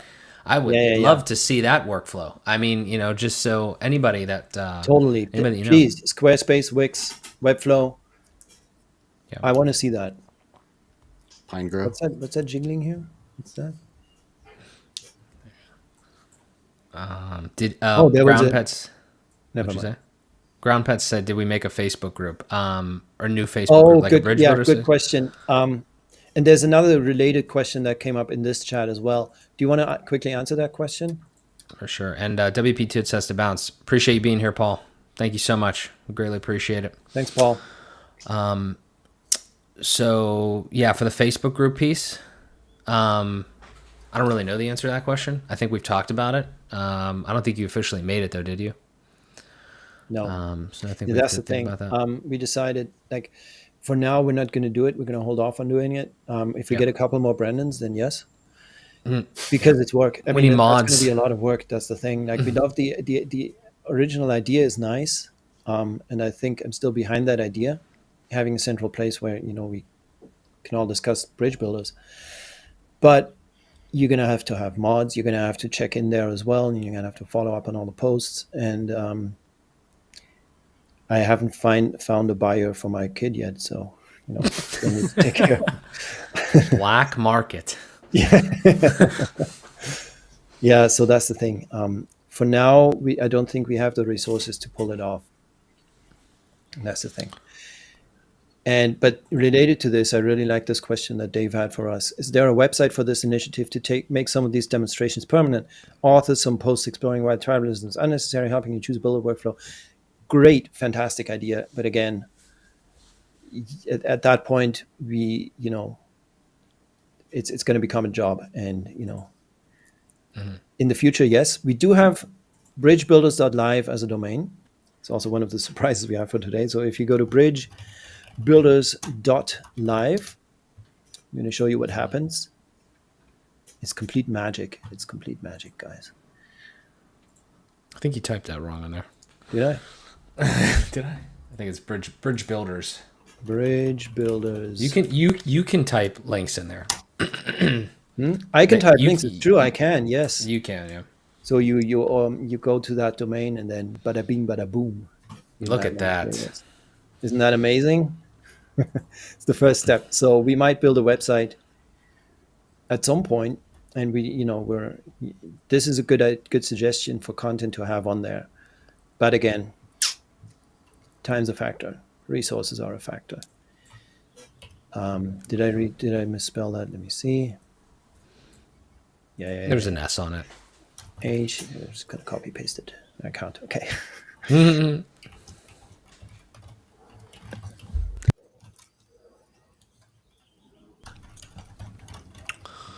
Very nice, though. Maybe there will be a website there one day rather than just redirecting to the playlist. But we need your support. Yes, we do. Yes, we do. So what do we have? What else do we have? In the admin bar, there was a discussion about toxicity, which was really, really cool because the guy, we didn't start that discussion, but it was a great discussion just at the right time because it was a couple of days before this. So, we had an option to name drop the stream. Yep. One thing I would like to do, we still have 19 people in the chat, so this is awesome. It seems like we're doing good here. I want to go through the actual comments, of episodes 1 and 2, and see that there was some interesting stuff in here. And, perhaps there's something here we can glean from that and just further the discussion a little. And then what else did I have? Let me see. I had this Kareem on X, which was publicly posted, so I don't mind sharing it. Mm-hmm. Professionalism. This was in the run-up to episode 2. He said, I do appreciate KG and what he has done to the community.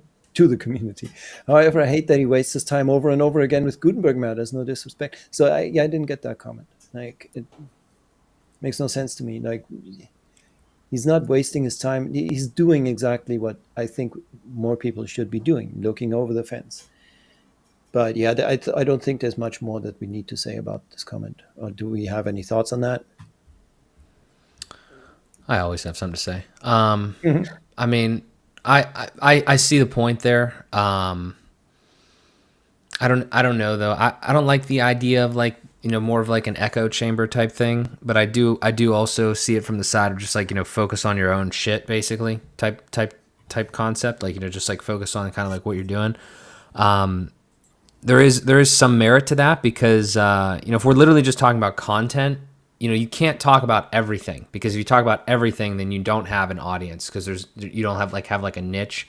All that being said, I've talked to Kevin many times. Obviously, he was just on the show.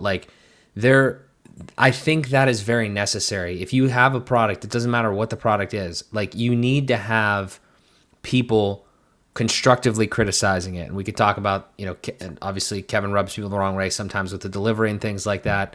It's understandable.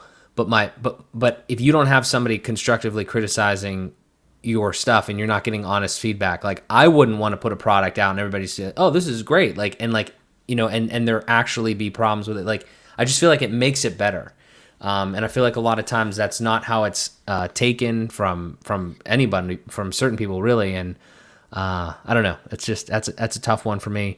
But I mean, I would say I do think it's more beneficial than not to openly, constructively criticize whatever it is, not just core. I mean, that's the whole point of feedback, isn't it? On products, any SaaS product, hey, let us know what the problems are, whether they're bugs or feature requests, let us know.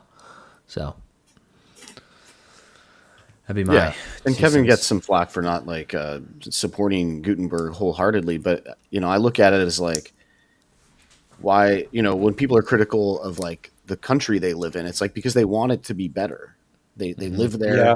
They want that place to be more inhabitable and be better for everyone else. So I think he wants that. I think most people do want that for Gutenberg.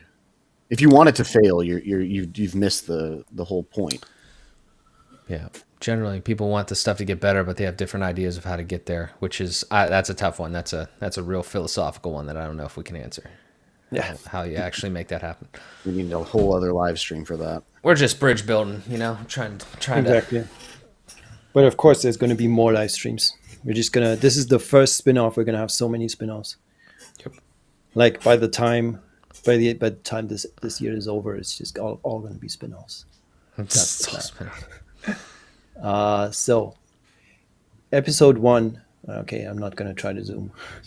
Episode 1 has 931 views. So help us crack 1,000, please. And do we want to go through the comments? I kind of do. Can. Some So we've got MG, good friend of mine, Michael. Shout out to Michael, friend of mine here in Germany. Funny story, actually. So I joined Kevin's Inner Circle last year, and it's at that point it had like 1,100 members globally, right? Like in every country of the world. And so I live in the Saarland in Germany, which is like one of the smaller states in Germany, and it's just tucked away in the southwestern corner, like next to the French border.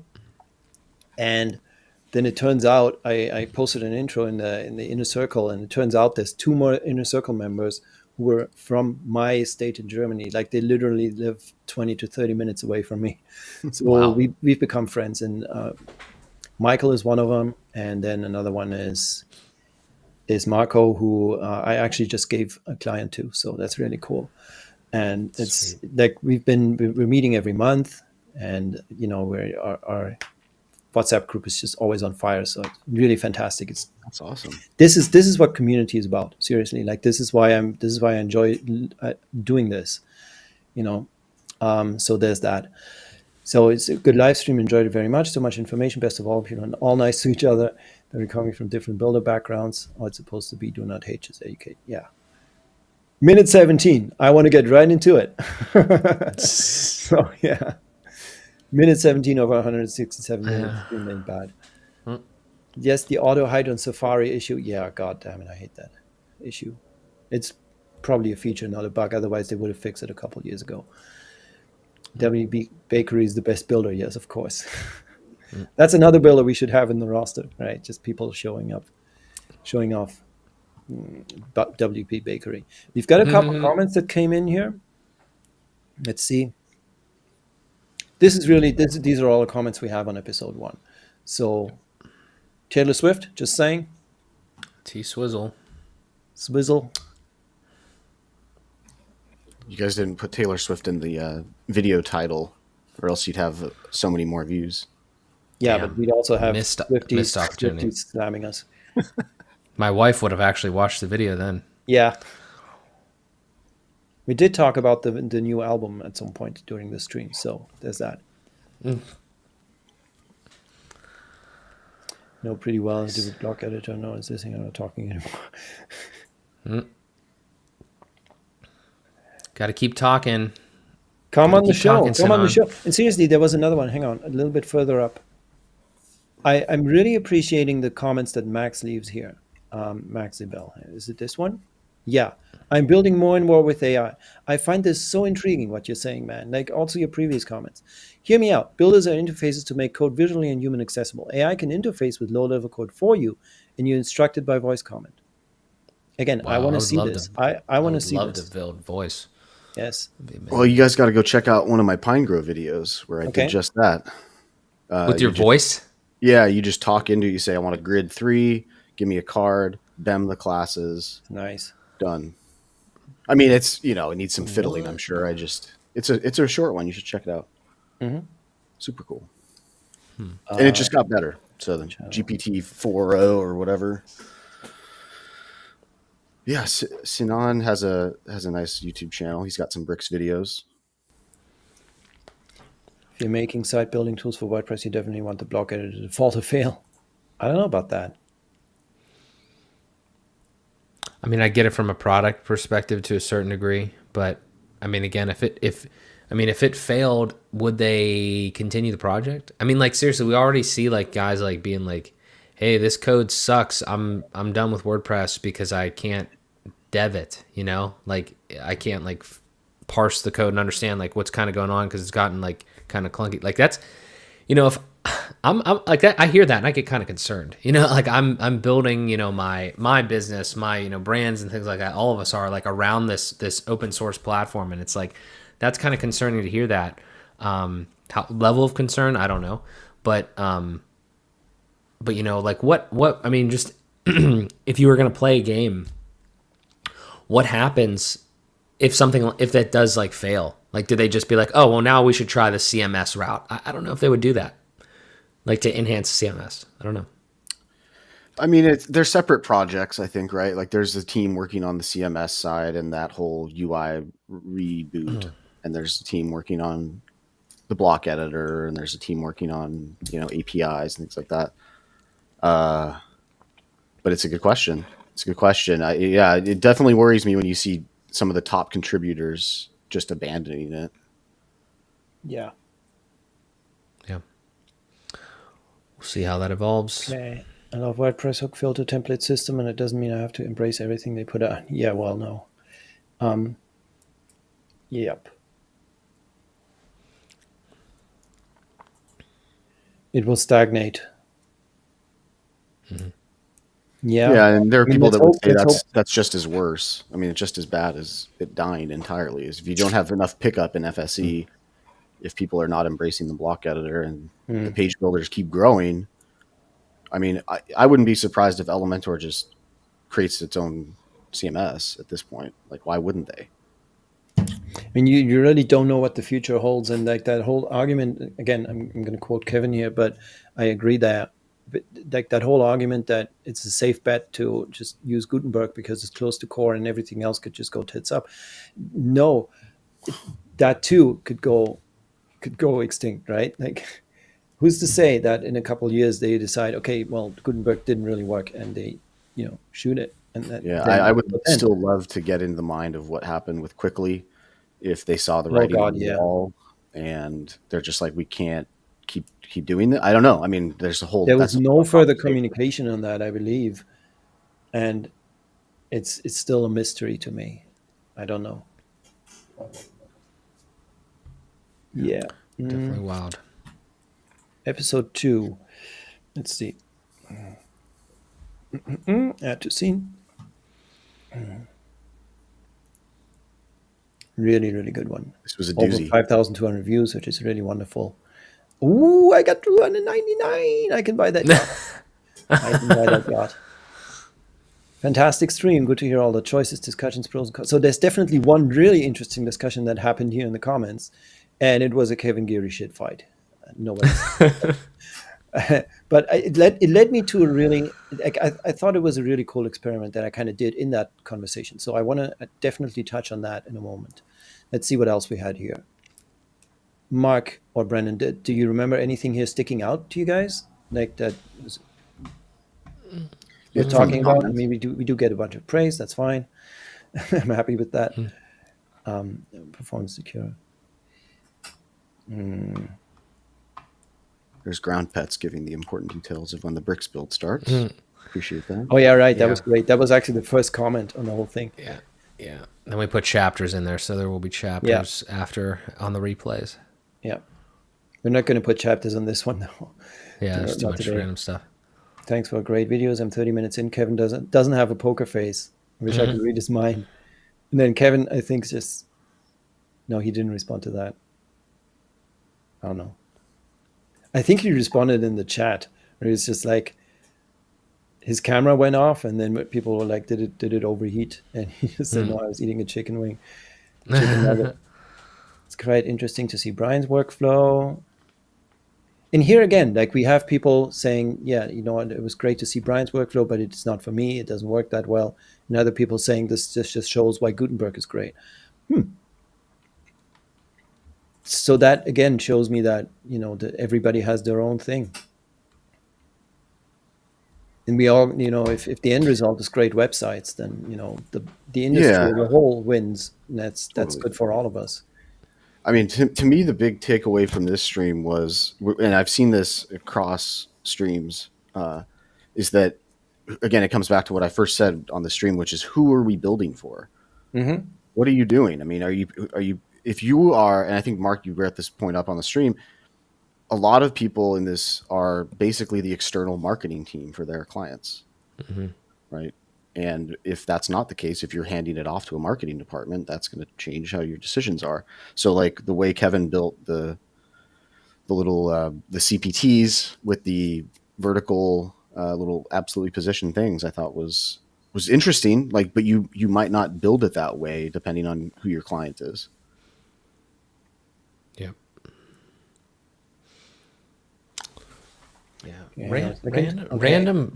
Random point real quick. Yeah. Because like we keep talking about that, and then the second there's like more things to it, like maybe like, do you care about like code quality output and stuff like that? And I don't know all the numbers on like how code quality looks and everything like that. But that was one of the things people wanted to see, was they wanted to look in the DOM, Right. you know, and have links for after and everything like that. So, you know, make sure that we continue to take care of that. But the one thing was, I don't know where I heard this. I don't know if it was with you guys or somewhere about something, but you know what was kind of interesting was I was having a conversation. Was it Matt? I think it was on my live stream with Matt Knighton. Actually, he brought up a really interesting point about code output. You know, so everybody says like you want code output, lower code output. You know, like Elementor is obviously the big punching bag with the divception and stuff like that or whatever. But you know, like if you had like an H1, just like open H1 heading and then close H1 versus like, you know, you putting that in like 16 divs or something like that. That's always the comparisons made with these page builders and how they handle all that. You know, the thing, this is like a weird way of thinking about that I never heard before, was not just because less code equals like faster, we'll say, right? Like quicker to, you know, render everything on the screen, all that.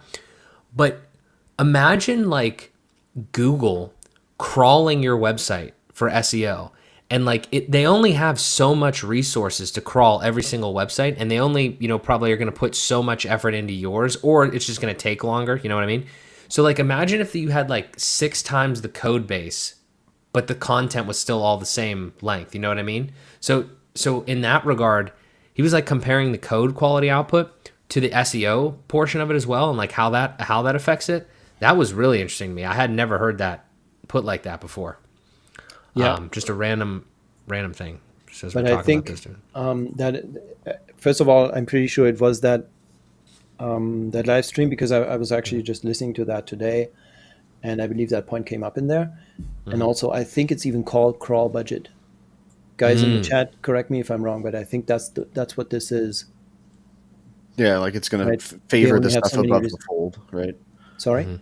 It's going to favor the content above the fold because it has limited resources to That's right. scan your whole page. Yeah. I don't know enough about this. Also, I like- kind of, my impression is that it's that is kind of overblown, that Google has never really explicitly said that.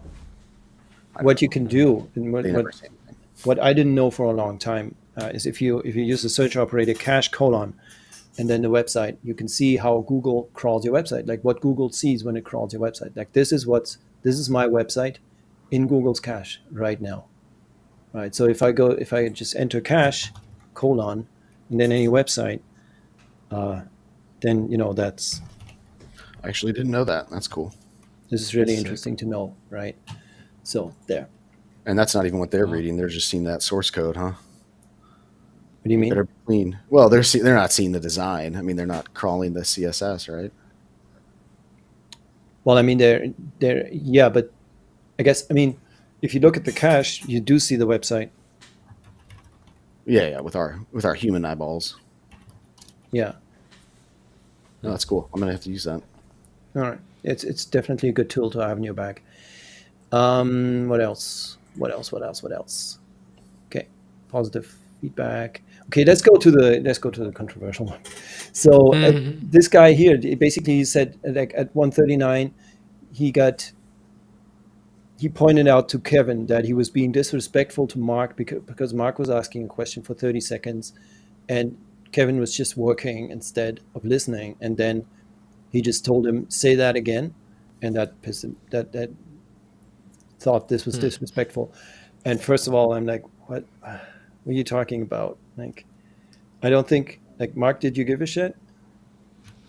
No, I'm pretty empathetic to that. I mean, it was a long question, and he was literally working and listening. So, also, again, this is where you got to deploy a little bit more empathy to, not specifically this commenter, but just in general. Going back to what I was saying about before, like not knowing what you don't know or not like realizing it or whatever is like remember how we talked about it's hard, like certain people can build live. Kevin's a professional, he does it all the time, but like it's not easy to build live and answer questions and talk and stuff like that too. So it was a moot point. You're making my point for me there. Yeah, I didn't big time. I didn't take any offense to it. Yeah. So basically what happened is, like, I misread his comment and I thought it was directed at me. And then I just said, well, I too, not just Mark wasn't listening, but I too. And then I made kind of that point that you just made. It's hard to just juggle everything at the same time. And then the guy responded, well, I actually meant Kevin. And he was just being disrespectful towards Mark, not the other way around. Appreciate you trying to improve. Nice and civil. Everything's good. And then Kevin jumped in and did a Kevin. He's like, I wanted to make sure I heard the question correctly before answering. What was probably more disrespectful was nitpicking some irrelevant shit out of a 2.5-hour live stream full of absolute value. Use the commenting system more productively in the future. Which, again, and here's where it kind of went south. I personally, my response to that would have been, yeah, you got a point there. I thought, thanks for clarifying. And yeah, I criticized him. Like if that had been me, I criticized him. He clarified it, criticized me back. I need to be able to take that criticism, even though he, uses Kevin language. It doesn't matter. But instead, like, the guy went apeshit. Like he started accusing him and announcing an LTD as a one-time thing and then bringing back the LTD later. And like, how does anybody do that? How are we supposed to trust you? And I can decide for myself how I want to use the comment section. So it turned into a predictably shit fight. So I'm not saying Kevin isn't prompting that kind of response, because he provokes people by, biting back.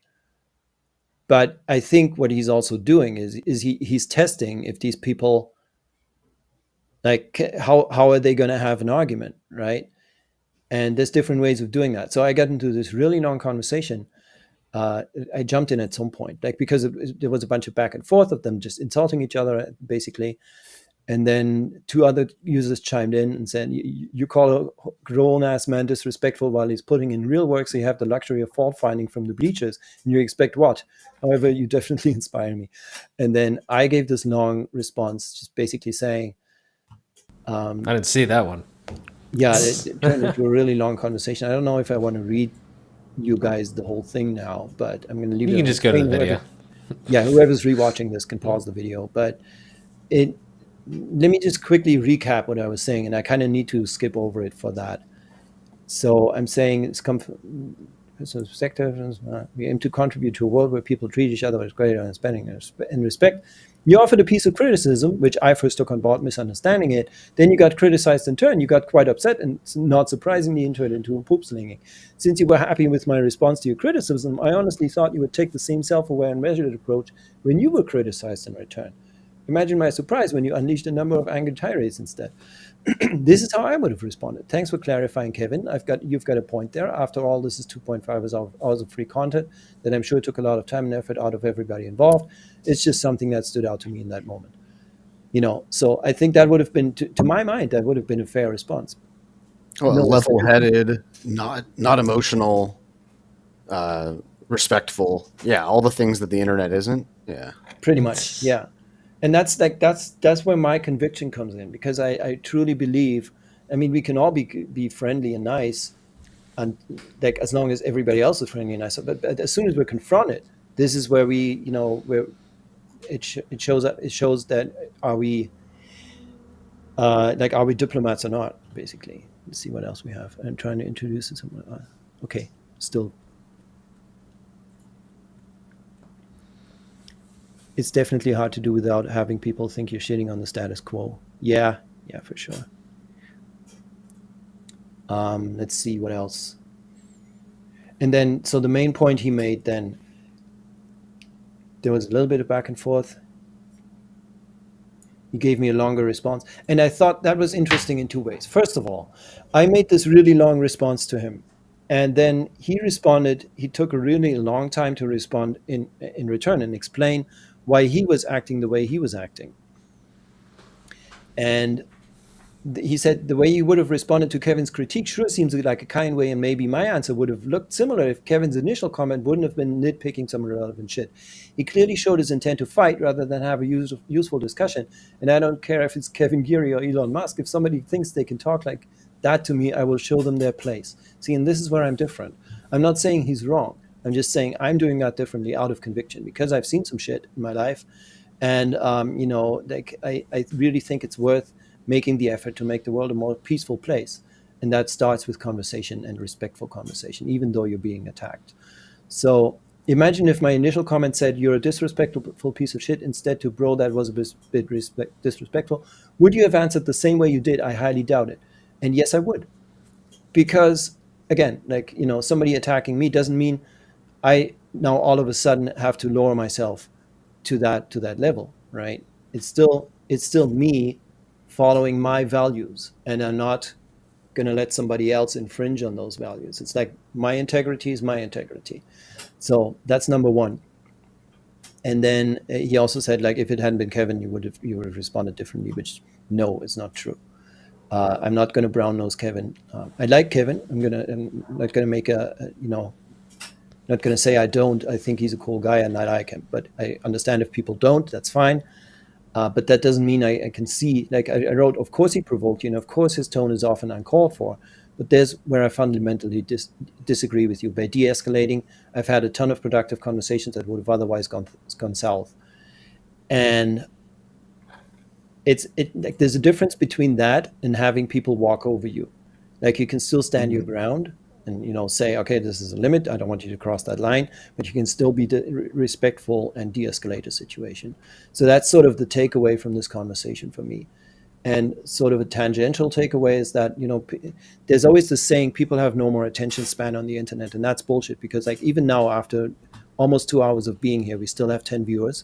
So there's that, right? Like if something's fucking interesting, people will read it, people will stick around, people will watch it. The most successful podcast in the world is what's his face, Joe Rogan, right? And his things are easily 3 hours long. So clearly people's attention spans are not the problem. If something is interesting, I will watch it, I will engage with it. And this shows it, right? Like I made a real effort to really take time to answer this guy and look at his response. Like he took the time to respond to me, and I didn't see eye to eye on him in the end about everything that he said, but I felt, and this is my conclusion, right? Respect and thanks for the conversation. This is all I can ask for. It seems like we know each other a little bit better now, and that's a net gain in my opinion. So, I think that's something that we can all take away and that we can all contribute to and, improve the world a little bit. Also, it's gotten me business. Because if I'm going to end my rant, there's one more thing that happened the other day. I joined this one WordPress group, basically WordPress freelancers and developers, in an effort to promote bridge builders. And so I went into that group and I just scrolled around and I quickly saw that it's basically full of just people promoting themselves. Hi, my name is X and I do that. If you want my services, please call me. And so there's this little moderation going on in that group. But in between that, there was this one person who basically was freaking out because her website, I think it was on Squarespace first, but then she tried to move it to WordPress.com and somehow she lost her website. And she said, there's something with name servers apparently. And then people, there was responses from people. There were a couple really longer thought out responses. Hey, Evan, late to the party, still at the party. Good to have you. There's going to be a replay. Like we set our DVRs and we're just going to upload the replay. What was I saying? So several people responded to her. There was a bunch of people face palming, like how can anybody be that dumb? And then there was people going to a little bit more in depth. And what I did, I ended up writing like this, like literally like 7-8 long paragraphs of text explaining the whole concept of hosting and what WordPress is and what hosting is. And it basically said, like, imagine you want to build a house, you're going to buy a plot of land, that's your server space that you get from a hosting company. You're going to have a domain, which is basically just your mailbox, like your address. And then, I explained all that. And then I told her what probably needs to happen with her website and what I think is going to cost her, just so she's prepared. And like, I put in all that effort to respond to her. And she was really, really happy about that. And then I basically forgot about it. And 2 weeks later, she writes me and she's like, yeah, I want to hire you. So fuck yes, man. Oh, live broadcast will end in 7 seconds. Okay. I don't know why. Bye, guys. I don't know what the hell's going on. See ya. All right. See ya. Is it actually stopping? End broadcast. It says end broadcast. So if we're still live, I have no idea. That's weird as hell. That is really weird as hell because I'm paying for EVMux. It's still on. Maybe it's just a weird. Still on? Might be a bug. Yeah. Let's Don't refresh leave yet. YouTube. We're still here. No, I think We we're still still have a good. bunch of people, so let's see. I think we're still good, but I think we should wrap pretty soon. Yeah, I think it's about time to wrap anyway. I think, I saw the viewer numbers drop while I was ranting, so. Well, you said a lot there. I'm not going to go super deep on that, but I definitely do have some comments on that. Still on. Thanks, Evan. I mean, I think I don't know. There's literally a million different things. Like Brendan said, it's literally the internet. I'm not talking about that person specifically, but it's very easy to get like kind of. I've been guilty of it. I try to not do it. It's very, very easy to get triggered when you are your actual face, your actual name, trying to put out real value and real content, and then you have like a faceless, an anon profile that, and the bigger you get, the more this happens, right? So it's not like it gets better. It actually gets way worse. Yeah. So you have a faceless, nameless profile like hit you up. I'm not talking about that person specifically, although I don't think I see their face there. But like, and you have just any sort of level of hostility, right? And it's not a talking in generalities here again, not with that as that being the spark for this concept. I know if we're talking about Kevin, I know he gets that shit a lot. I'm not saying it's not warranted sometimes, like but like this whole game of just interacting with people, whether you're selling something or whether you're just creating content, like it's literally a whole nother skill set that you have to learn of just dealing with people and the psychology of like people, like human emotion and how they're going to react to like the things that you say and whatever. And as soon as you give any level of opinion, you're going to get some sort of pushback from one side or the other. So you have to be really, really comfortable taking that, I feel like, and like understanding that's a part of it. Similarly, if you're on the keyboard side of the fucking arrangement, then you should probably try to not be an asshole. Not saying that person was an asshole, but I'm just saying like you should try to not do that, and never hide behind like some sort of anonymous type of thing, which is probably 90% of the internet, especially on like Reddit and Twitter. So I don't know if I'm not saying we can solve any of those issues. I'm just saying like understanding the reality of that situation, whatever side you're on, maybe we can make it like 1% better, maybe not, but it's just something that we have to navigate as content creators. And maybe you guys see it a little bit from the commenter side, and if you're creating content yourself, be prepared, because no matter what you put out there, you will absolutely get varying degrees of support and criticism. So yeah, for sure, high level on that. It just comes with the game, and I think that's also very fairly well understood idea these days, that most people have a thick enough skin to understand that and just take it. I think like in Germany we have this saying, and I don't know if you guys have that, but like you should start sweeping in front of your own door. Like it's really like the only thing you can do is whatever's in front of you, you can try to leave that better than you found it. That's all you can do. So 100%. That might be a good closing statement, couldn't it? Shouldn't it? Yeah. Any more questions from the chat? I think people are all questioned out. We appreciate you all being here. Everybody's having dinner at this point. This has been fantastic. And if you're watching the replay of this later, go ahead and leave comments down below too. Yes, please. Yep. Yes, please. Again, call for suggestions, call for submissions. Yeah. Anybody who's in the chat and decides they want to participate because they have unique approaches, I saw a couple here, then I would like to hear from you guys. It would be nice. And And we can June one 14th, last 5 June p.m. 14th. CET, 11 EST. We'll probably do something more like buttoned up at some point for nominations and suggestions and everything like that, like a form, because we are website people. But yeah, if you have any of that, just maybe hit us up on Twitter or Facebook or wherever's easiest. Evan says that he has a build request. What do you got, Evan? Shoot it. Would love to watch how you guys build it. What is it specifically? I don't know if you can put if it's a website, I don't know if you can put it right in there, but Yeah, he can't post links, but Evan, what you can do is you can type Taylor Swift and then the word dot and then com. post it in the inner circle. Thanks for coming, Max. Interesting. Yeah, Thanks, thank you Max. guys. I don't know. Post it in the inner circle. Okay. Yeah. Fair enough. Yeah, we can take a look. Cool. Sweet. Oh, right there. So this is navigation button one, Evan? Yeah, probably it. Oh, I think Evan's bringing it up. Okay. I'm waiting. Ninja Soul's waiting for the link. I'm waiting for the link. Yeah, it's okay. It's a Come navigation on, button Evan. one. Come on. Clock's ticking. Okay. No, it's just there's a navigation button post. Yeah, we'll take a look at it, and for sure we can.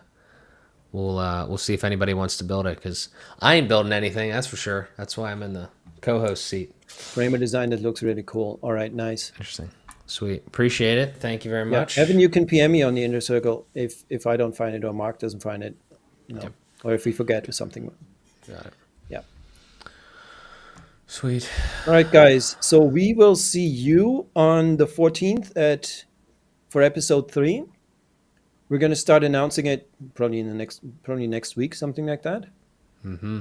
Yeah. We have two bangers. Are you guys going to tell us the hosts yet, or no? Two heavy hitters. Okay. Oh wait, yeah, we can tell who's the host. Yeah, for sure. I mean, sorry, the host, but the participants. That's what I meant. No, we're not divulging. You're going to keep it surprise. Okay, I'm excited. I want to know. Yeah, we might be 3 hosts. Should we all 3 host it? Down for Let whatever. people We can talk decide. about it. They might hate me in the comments, so we'll have to let them decide. They're gonna hate you anyway. It doesn't matter. Jesus. That's the internet. We just talked about that. You're on the internet. All right. Cool. Make a website for this initiative. You're right. Yep. We will at some point. We will. I'm sure that's coming. Like unless the next few episodes completely tank this concept, then I think there's going to be a website. Sweet. Cool. You might have to build it live on the stream. Yeah. That sounds would be good. something. That Have sounds other good. people build it. No, We'll make it. We'll make a Figma design and other people build it. I like it. That's great. All right. Cool. Awesome. Who hangs up first? Do you hang up first? Do I hang up first? I think you do it. All right. Good idea. All right, guys. All right. Thanks, guys. Thank you very much. We'll see you. Thanks So for now- having me. Bye. See you guys.